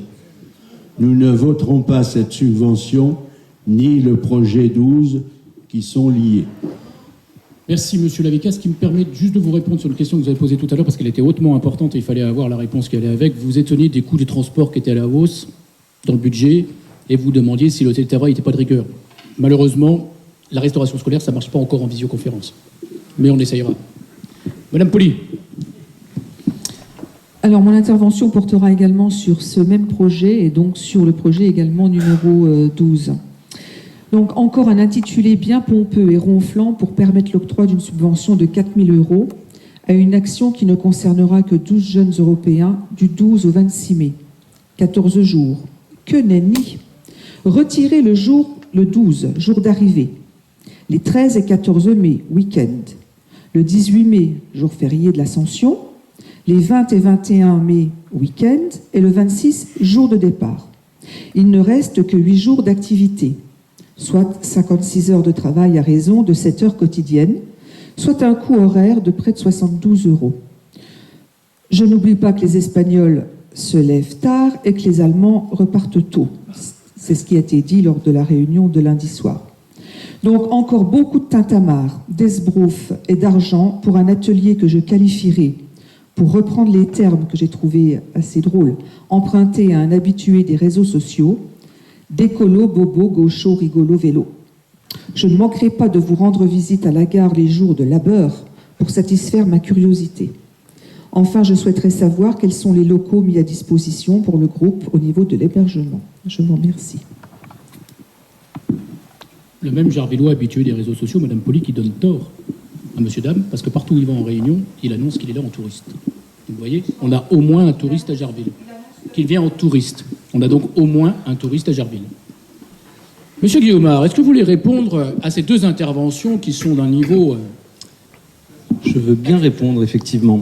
Alors, je me disais que c'est quand même intéressant, cette habitude que vous avez de dénigrer systématiquement les délibérations qui viennent soutenir des initiatives citoyennes ou participatives en trouvant toujours un prétexte qui vous apparaît valable, que ce soit pour émettre des critiques sur l'adhésion au Florin, sur la mise en place du budget participatif ou aujourd'hui la mise en place d'un chantier participatif. Ne trouvez-vous pas intéressant et valable d'accueillir des volontaires venant de partout en Europe? Ne trouveriez-vous pas plus approprié le fait de se réjouir de leur venue pour participer à un projet d'intérêt général? Ne trouveriez-vous pas plus adapté de leur préparer le meilleur accueil possible et de mettre votre dynamisme au service de la préparation des échanges avec les Jarvillois que cette venue va permettre? Vous parliez du trajet qui est fait pour que ces volontaires viennent. Alors, je ne sais pas si vous êtes au courant, il y a beaucoup de monde qui voyage pendant ces périodes de vacances, qui peut utiliser effectivement l'avion parfois. Ces volontaires-là, ils ont fait le choix de voyager utilement, donc au service de l'intérêt général et pas pour aller sur une plage à l'autre bout du monde, de voyager en Europe, donc plutôt sur des distances qui sont malgré tout réduites, et en plus, ils s'engagent à voyager de façon verte et sont invités à le faire, et c'est comme ça qu'ils sont dédommagés dans le cadre du dispositif européen qui leur permet de participer à ce chantier-là. Peut-être que la personne qui était présente à la réunion publique aurait pu également vous transmettre ces éléments-là, ou peut-être que vous auriez pu venir pour l'apprendre par vous-même. D'autre part, vous parlez de ce projet de chantier participatif, mais ce chantier participatif va permettre d'installer à Jarville de manière pérenne un atelier vélo participatif et solidaire.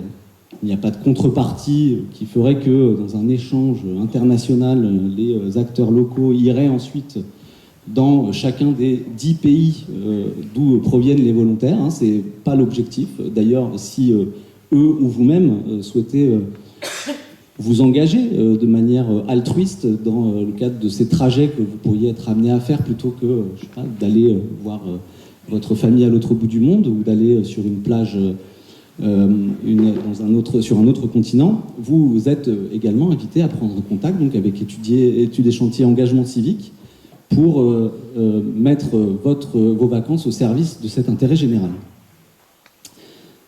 Ce service de réparation de vélo sur la commune, à vous, il ne vous semble pas utile? Le fait qu'une association soit en train de se créer, ça ne vous émeut pas? Pour ma part, je crois que notre rôle, c'est aussi d'accompagner ces initiatives citoyennes. C'est aussi d'accompagner la participation des habitants.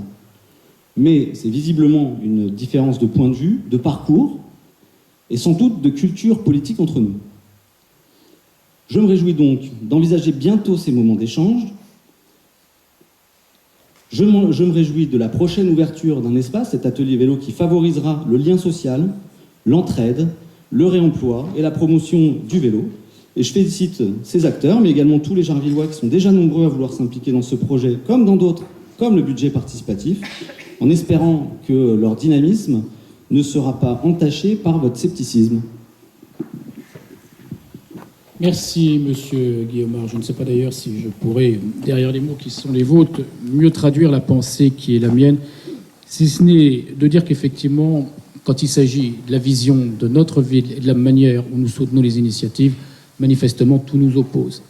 Je note quand même qu'il y avait moins d'émotion à l'époque où il fallait attribuer des subventions pour acheter quelques aiguilles à tricoter à une association dont la trésorière était adjointe à l'époque et dont les bilans n'étaient jamais transmis et dont, effectivement, aucun retour n'était fait dans les projets qu'elle présentait à ce titre, soi-disant au titre de la cohésion et du vivre ensemble.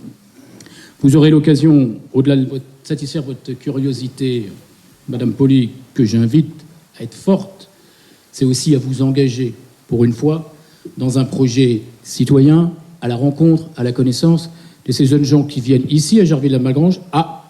Si nous avons compris, des internationaux qui viennent à Jarville-la-Malgrange, si ce n'est pas la définition du touriste, et je ne sais pas ce que c'est.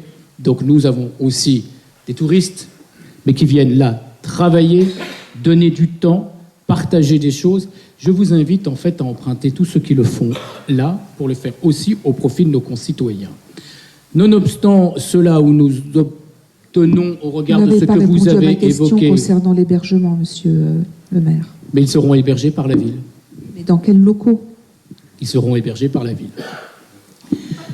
Donc, nonobstant le fait que vous ne souhaitez pas attribuer une subvention favorable à ce projet, je n'ai pas bien compris si vous vous opposiez à toutes les autres, c'est là que vous le direz. Y a-t-il, et au-delà des non-participations au vote, lorsque vous êtes membre des associations, alors je le rappelle, la loi, c'est membre normalement du bureau, conjoint membre du bureau, vous n'êtes pas obligé de refuser de participer au vote lorsque vous êtes seulement adhérent à l'association. Y a-t-il donc des oppositions, des abstentions? Sur les subventions aux associations, Madame Pouli, on n'a pas changé depuis tout à l'heure. Soyez précise, regardez ce qu'on fait. Donc, y a-t-il des oppositions?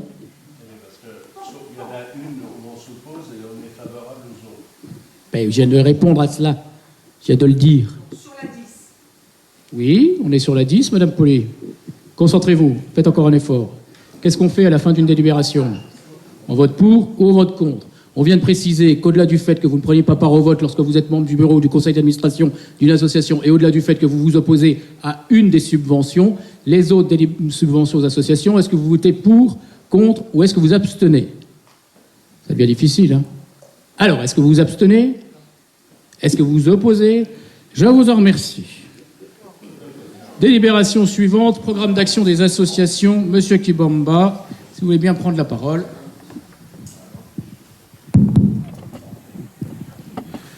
Monsieur le maire, chers collègues, cette année, l'enveloppe 2023 consacrée à la politique de la ville était de 25 000 € sur le contrat de ville et 5 000 € sur le dispositif VVV. 23 dossiers ont été déposés sur la plateforme Dauphin, représentant un montant total des sollicitations auprès de la ville de 60 930 €, soit le double de l'enveloppe disponible. 15 dossiers ont été retenus particulièrement de l'attention de la commission. Je ne suis pas membre de la commission, donc je suis neutre. Les élus membres de la commission prévention solidarité liens intergénérationnels ont donné la priorité aux projets déposés par les associations jarvilloises ou celles qui ont déjà participé à des actions en faveur du quartier prioritaire de la ville. Une série de rencontres sera organisée prochainement à la suite de ce vote du soir avec quelques associations dont les projets seront retenus par les élus ce soir et votés par le conseil municipal. Le dispositif quartier d'été n'étant pas encore ouvert à l'appel à projet, le reliquat des sommes de l'enveloppe allouée servira à soutenir les projets des associations qui seront présentés. Chers collègues, dans ce cadre, conformément aux orientations de la politique de la ville définies par le contrat de ville et du dispositif Ville-Vie-Vacances, au titre de l'année 2023, diverses actions sont proposées par les associations sur les thématiques prioritaires de ce dispositif. Ces projets figurent dans le tableau annexé à la présente délibération, vous pouvez le consulter. Sur avis favorable de la commission prévention, solidarité et liens intergénérationnels, en date du 16 février, le conseil municipal, après avoir délibéré, invité à donner son accord sur les propositions de financement, a confirmé que les crédits correspondants sont bien inscrits au budget 2023, a autorisé M. le maire à signer au nom de la ville toutes les pièces nécessaires à la mise en œuvre de ce programme. Merci, M. Kibamba. Y a-t-il des demandes d'intervention? M. Lavic. Oui, Monsieur le maire, sur la subvention Garage Solidaire Lorraine, nous sommes favorables à une subvention si dans le même temps, il y a une véritable lutte contre les garages sauvages à ciel ouvert sur le domaine public, au grand désespoir des riverains, comme c'est le cas rue du Sancy. D'autres demandes d'intervention? Je mets donc aux voix. Y a-t-il des oppositions? Les abstentions adoptées à l'unanimité. Je vous en remercie. Monsieur Guillaumard, il vous revient de nous présenter la signature d'une convention pour l'organisation d'un chantier international. Vous voudrez bien, monsieur Guillaumard, prendre le temps de l'exposé de la présente délibération, du projet, des enjeux de celui-ci et de ce que cela rapportera à la fois dans le vivre ensemble, mais dans la dimension des projets et des ambitions que porte la commune. Non pas tant pour les quelques élus qui nous entourent et qui sont chafouins sur cette délibération, mais pour les Jarvilloises et les Jarvillois qui nous écoutent et qui sont attentifs à ce projet. Avec plaisir. Alors la ville a acquis par préemption le bâtiment de l'ancienne gare de Jarville en 2020, au motif notamment de son intérêt stratégique pour y développer des services de mobilité. En ce sens, une activité d'autoréparation de vélos y répond, et c'est pourquoi la ville de Jarville a soutenu l'initiative portée par l'association Dynamo dans le cadre de son projet d'essaimage visant à accompagner l'émergence et le développement d'activités d'un atelier vélo de plusieurs ateliers vélo sur le bassin de vie. C'est donc dans cet objectif, merci pour l'ambiance sonore, c'est donc dans cet objectif que des réunions publiques, parce que ce projet dont vous semblez prendre connaissance aujourd'hui, c'est donc cette délibération en 2020, délibération au cours de laquelle j'avais dit que cet atelier vélo allait être la première pierre qu'on est en train donc de construire, mais c'est aussi en novembre 2020 et en avril 2021 des réunions publiques pendant la période Covid qu'on avait effectivement faites en visio, mais qui ont donc eu lieu et qui ont permis de rassembler des habitants, qui sont aujourd'hui des personnes que vous nommez écolo, bobo, gaucho, rigolo. Ce sont des habitants. Voilà. Ce sont des habitants qui... On peut être les deux. Mais c'est parfait, c'est bien vraiment de confirmer votre jugement péremptoire sur l'investissement et l'engagement des personnes qui spontanément viennent répondre à l'invitation de développer une initiative citoyenne sur leur projet, en les jugeant et en les insultant. Chacun prendra acte de cela. En tout cas, ces personnes-là ont pu participer à ces réunions publiques. Un village vélo qui était l'occasion également de présenter ce collectif en train de se créer sur la commune a été organisé en octobre 2021. Les personnes de ce collectif qui n'étaient pas encore constituées en association se sont impliquées pour organiser un atelier de transformation de draisienne à l'école Erckmann et Chatrian en septembre 2021. Une centaine de parents et d'enfants qui sont venus partager un moment sur une fin de journée. Sans doute également tous des bobos gauchos vélos. Cela fait lien avec les ateliers mobiles qui sont proposés depuis plusieurs années sur les quartiers de la Californie et du Sancy, qui réunissent à chaque fois des dizaines et des dizaines de participants. Sans doute, ces habitants des quartiers de la Californie et du Sancy sont des gauchos, bobos, vélos et rigolos. Et donc, dans la continuité de ces actions et afin de continuer à rassembler les acteurs locaux et les habitants autour du projet, dans les acteurs locaux, la MJC de Jarville, les Compagnons du Devoir, le Kaléidoscope, France Active, la BNID, voilà. Donc, toutes ces personnes-là, sans doute, est-ce toutes celles que vous avez identifiées par les termes que nous avez rappelés tout à l'heure, sont en tout cas venus et ont imaginé tout ce qui était possible de faire pour profiter de cette venue de volontaires internationaux, pour profiter de la création d'un atelier vélo sur la commune et du coup s'impliquer dans ce projet-là. Ce projet qui donc doit permettre d'organiser un chantier participatif auquel chacune est invité, qu'il soit acteur d'une structure de la ville ou habitant, et même si il n'est pas d'un autre pays d'Europe, du coup, chacun est invité à participer à ce chantier participatif qui permettra d'aménager différents espaces dans l'ancienne gare, à la fois pour créer un atelier d'autoréparation, mais aussi des espaces mutualisés qui seront à définir en lien avec les réflexions qui ont pu avoir lieu dans le cadre de la fabrique du projet, et ce sera aussi la boucle à boucler sur des réflexions qui ont lieu il y a quelques temps. Donc tous viendront contribuer ainsi à ce premier aménagement des locaux et s'inscrivant donc en réponse à la fois à des enjeux économiques et sociaux permettant le développement de services accessible économiquement, la création de liens sociaux, mais également des enjeux environnementaux qui, en participant à la promotion du vélo, à travers une réponse concrète à des besoins de la part des habitants. Voilà, les termes de cette convention reprennent donc les engagements de toutes ces associations, Dynamo, Études et Chantiers, et de la commune de Jarville. Je vous remercie, M. Guillemard. Y a-t-il des demandes d'intervention? M. Kibamba, Mme Bucher.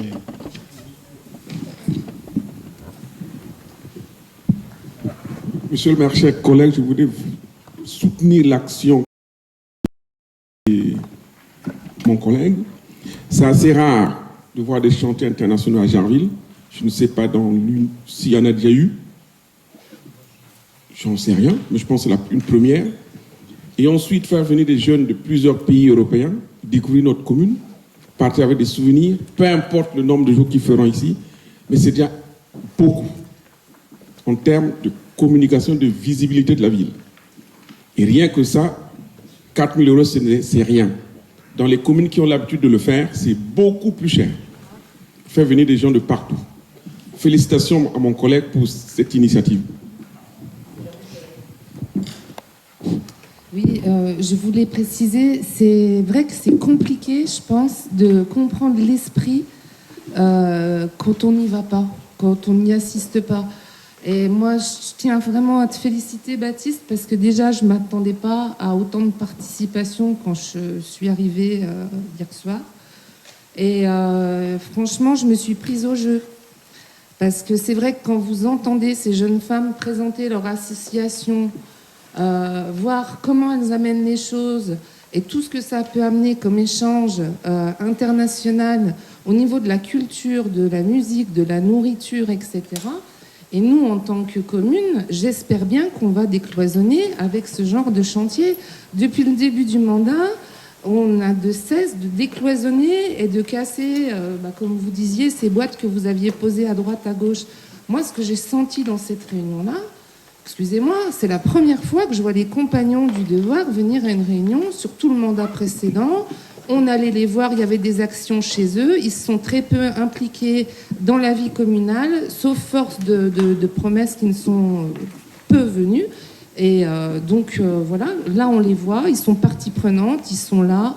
La Bénidé également, prêt à mettre des gens à disposition. Enfin, moi, j'espère que ça va créer non seulement une synergie au niveau des jeunes, mais au niveau des acteurs, au niveau des habitants, au niveau, effectivement, de la MJC, des écoles, voilà, c'est vraiment l'esprit que ça veut donner, mais quand on t'entend pas et qu'on n'est pas dans cette ambiance-là, je pense qu'effectivement, c'est compliqué à saisir. Merci. Y a-t-il d'autres demandes d'intervention? Je n'en vois pas. Je les vois. Y a-t-il aussi des abstentions? la DITEP qui était là aussi hier soir. Michel précisait que l'Institut des sourds, était présent aussi au chantier international. L'ITEP, pardon. Je m'en excuse, je n'avais pas entendu. Je mets aux voix. Y a-t-il des oppositions? Je rappelle qu'on vote la délibération sur laquelle vous ne cessez de vous opposer depuis le début du Conseil. Donc, je rappelle, je mets aux voix. Y a-t-il des oppositions? D'accord. Des abstentions? Adopté. Alors, est-ce qu'il pouvait être noté au procès-verbal l'incohérence des élus des groupes d'opposition? S'il vous plaît, ça m'intéresserait quand même que ça fasse trace quelque part. Hein. Vous n'avez cessé de dire dans le Conseil que vous alliez voter contre. Bah, que vous avez dit que vous voteriez contre. Bah oui, on n'a pas voté pour. Ah oui, mais voter contre, c'est voter contre, monsieur Lavica. C'est pas s'abstenir. Je n'ai pas dit qu'on votait contre, si. J'ai dit qu'on ne voterait pas. Vous l'avez dit. Vous l'avez dit au moment où on a présenté les subventions aux associations.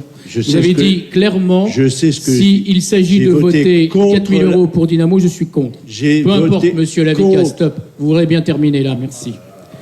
Délibération suivante au rapport de Madame Cahet, le service civique. Merci, monsieur le maire. Mes chers collègues, créé par la loi numéro 2010-241 du 10 mars 2010, le service civique a pour objet d'offrir aux jeunes volontaires âgés de 16 à 25 ans, sans condition de diplôme, l'opportunité de s'engager pour une période de 6 à 12 mois auprès d'un organisme à but non lucratif ou auprès d'une personne morale de droit public. Ces jeunes volontaires accomplissent une mission d'intérêt général dans un des 9 domaines d'intervention reconnus prioritaires pour la nation et ciblés par le dispositif d'au moins 24 heures hebdomadaires. Les missions sont orientées auprès du public, principalement sur le terrain, et favorisant la cohésion nationale et la mixité sociale. Le service civique poursuit à la fois plusieurs objectifs: mobiliser la jeunesse face à l'ampleur des défis sociaux et environnementaux, proposer aux jeunes un nouveau cadre d'engagement dans lequel ils pourront mûrir, gagner en confiance en eux et en compétences pour leur offrir le temps de réfléchir à leur propre avenir, tant citoyen que professionnel. À cet égard, le service civique est donc une étape de vie d'éducation citoyenne par action, accessible à tous les jeunes, quelle qu'était leur formation ou difficulté antérieure. Il s'inscrit dans le code du service national et non pas dans le code du travail. Un agrément est délivré au vu de la nature des missions proposées et de la capacité de la structure à assurer l'accompagnement et à prendre en charge des volontaires. Le service civique donnera lieu à une indemnité mensuelle de 489,59 €, versée directement par l'État aux volontaires, ainsi qu'à la prise en charge des coûts afférents à la protection sociale de ce dernier par la collectivité, de 111,45 €, correspondant au transport et repas, montant évalué en date du 1er mars 2023. Un tuteur doit être désigné au sein de la structure d'accueil. Il est chargé de préparer et d'accompagner le volontaire dans la réalisation de ses missions. Ce dispositif s'inscrit dans la volonté de la collectivité de développer une politique jeunesse innovante en offrant notamment à tous les jeunes du territoire la possibilité de s'engager dans des projets d'intérêt général leur permettant de devenir des citoyens acteurs d'un meilleur vivre ensemble. Pour s'inscrire dans cette démarche, la collectivité doit donner son accord de principe à l'accueil des jeunes en service civique volontaire avec démarrage dès que possible après l'agrément, présenter un dossier de demande d'agrément au titre de l'engagement dans le dispositif du service civique, formaliser les missions attendues, autoriser le maire à signer les contrats d'engagement de service civique avec les volontaires tels que définis par la loi du 10 mars 2010 et ses décrets d'application, dégager des moyens humains, matériels et financiers nécessaires à la qualité de l'accueil des volontaires et de la mise en œuvre des missions, ainsi qu'à promouvoir et valoriser le dispositif et ses acteurs, notamment auprès des jeunes. Voilà. Merci Madame Caille. Y a-t-il des demandes d'intervention? Je mets aux voix. Y a-t-il des oppositions? Des abstentions? Adopté à l'unanimité. Je vous en remercie. Délibération suivante au rapport Monsieur Giacometti, c'est l'adhésion au groupement de commandes pour l'achat de fournitures de carburant. Monsieur le maire, chers collègues, mesdames, messieurs, donc le marché de carburant qui est actuellement en cours arrive à échéance en juin 2023. La métropole prépare un nouvel appel d'offres et nous vous proposons d'intégrer ce nouveau marché qui est préparé par la métropole. Le précédent a été déjà lié à la métropole. En approuvant la convention constitutive du groupement de commandes permettant d'intégrer et autoriser l'adhésion à ce groupement, tel qu'il vous a été présenté en annexe, acter la désignation de la métropole du Grand Nancy comme coordonnateur et d'autoriser monsieur le maire ou son représentant à signer la dite convention. Voilà. Je vous remercie. Y a-t-il des demandes d'intervention? Je mets aux voix. Y a-t-il des oppositions? Des abstentions? Adopté à l'unanimité. Je vous en remercie. Je vous laisse la parole, Monsieur Giacometti, pour l'évolution des conditions d'application et d'attribution du forfait mobilité durable. Effectivement, monsieur le maire, mes chers collègues, donc ça c'est un dispositif qui est déjà en cours au sein de la commune. Néanmoins, la loi a évolué et nous offre la possibilité d'augmenter le montant accordé aux agents dans le cadre du forfait mobilité durable avec un maximum de 300 €. Aussi, il vous est proposé d'acter les conditions qui sont décrites dans la délibération où vous avez 3 paliers en fonction du nombre de jours où on peut bénéficier de ce forfait mobilité durable. Merci. Y a-t-il des demandes d'intervention? Je mets aux voix. Y a-t-il des oppositions? Des abstentions? Adopté à l'unanimité. Monsieur Giacometti, je vous repasse la parole pour l'adhésion de la collectivité à la procédure de médiation préalable obligatoire. Tout à fait. Donc la législation maintenant impose à la collectivité de procéder, d'avoir un dispositif de médiation préalable obligatoire. Nous avons choisi d'entrer dans le dispositif mis par le centre de gestion et donc il vous est proposé dans le cadre des options. Donc il vous est proposé par cette délibération ainsi qu'avec la convention qui est jointe de recourir à ce dispositif. Merci. Y a-t-il des demandes d'intervention?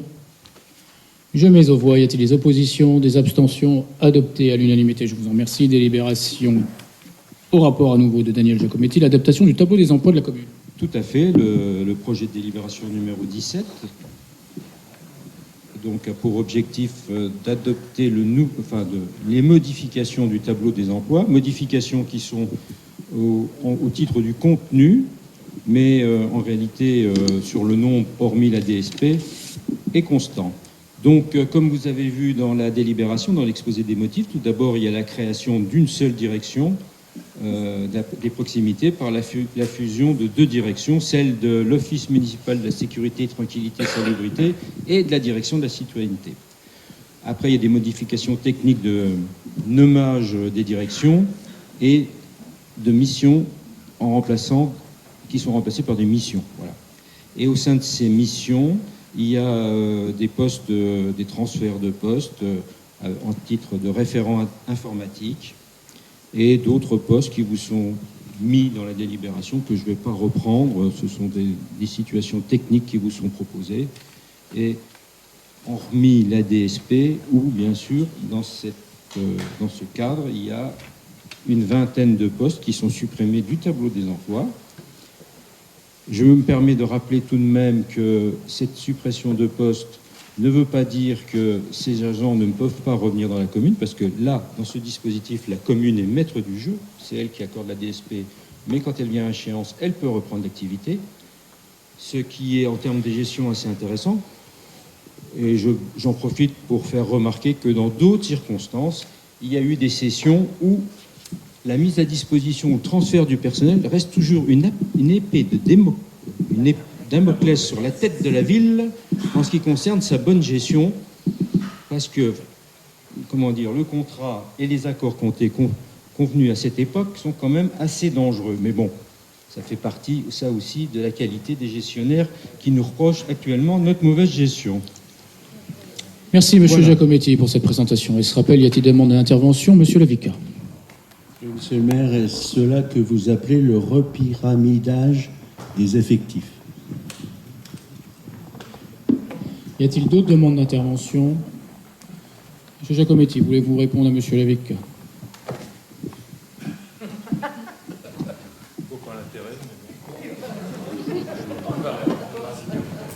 Vous avez l'évolution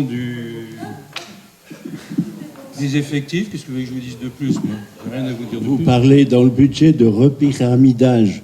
Oui. Donc je vous demande si c'est ça que vous appelez le repyramidage. Oui, c'est une technique de vocabulaire qui explique comment on fait la gestion du management des effectifs. Oui. Ouais.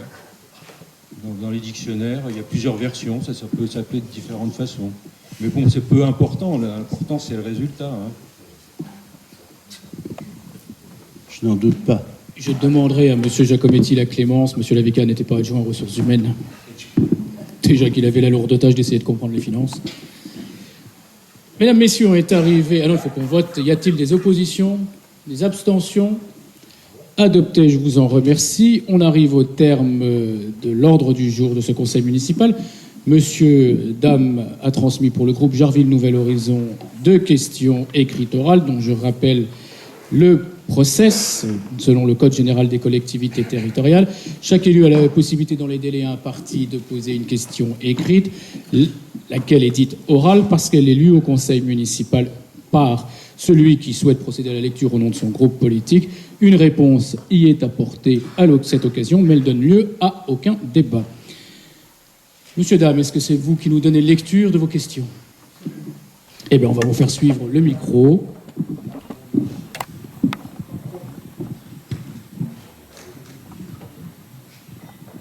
Merci. Merci, monsieur le maire. En effet, le groupe Jarville Nouvel Horizon vous a adressé ces 2 questions orales, sachant que dans la procédure que vous avez rappelée, normalement, ces questions orales font l'objet d'un accusé de réception que je n'ai pas reçu. Pardon?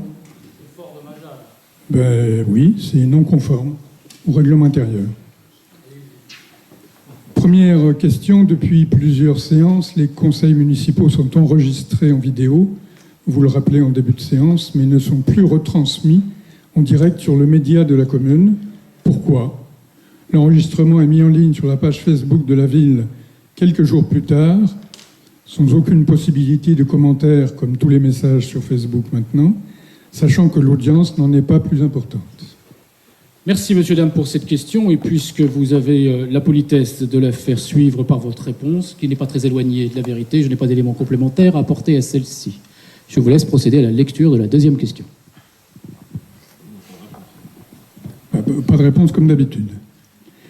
2e question. Le 23 mars dernier, nous avons reçu, comme sans doute l'ensemble des membres de notre Assemblée, un tableau joliment colorié en jaune et bleu, nous donnant les périodes prévisionnelles des commissions et conseils pour le 2e trimestre 2023. Remarquable avancée et information diablement précieuse pour l'organisation de nos plannings personnels. Toutefois, le règlement intérieur de notre conseil municipal précise bien à l'article 1 du 1er chapitre qu'un calendrier prévisionnel des séances, des conseils et des réunions, des commissions est transmis aux élus pour l'année. Il est publié sur le site internet de la commune. De ce fait, nous restons dans l'attente d'un document conforme et complet. Merci d'avance. Je vous remercie, monsieur, dame, pour cette 2e question, mais celle-ci n'en étant pas une, elle n'appelle pas de réponse de ma part. Mesdames, messieurs, quelques informations. Il vous a été adressé un courrier, mesdames, messieurs, les représentants des groupes politiques au sein du conseil municipal pour désigner les membres de votre groupe politique qui participeront au jury concernant l'étude des projets dans le cadre du budget participatif. Et je rappelle aux Jarvilloises et aux Jarvillois qu'ils ont jusqu'au 31 mars qui arrive très prochainement pour déposer un certain nombre de projets. Pour la majorité, siégeront dans ce jury M. Guillaumard, Mme Perrin, M. Mangin, M. Anceau. Pour le groupe Tous pour Jarville, M. Lavica. Pour le groupe Jarville Nouvel Horizon, j'ai cru comprendre, à la lecture de la missive que vous m'avez adressée, que M. Dame faisant le choix de quitter prochainement le conseil municipal, mais sans doute attend-il un calendrier prévisionnel pour nous préciser la date officielle. C'est Mme Langard qui représentera le groupe Jarville Nouvel Horizon à ce jury. Je vous remercie par avance de votre participation à celui-ci et de pouvoir, avec l'ensemble des parties prenantes, présenter les projets qui seront après soumis au vote aux habitants dans le calendrier tel qu'il a été arrêté.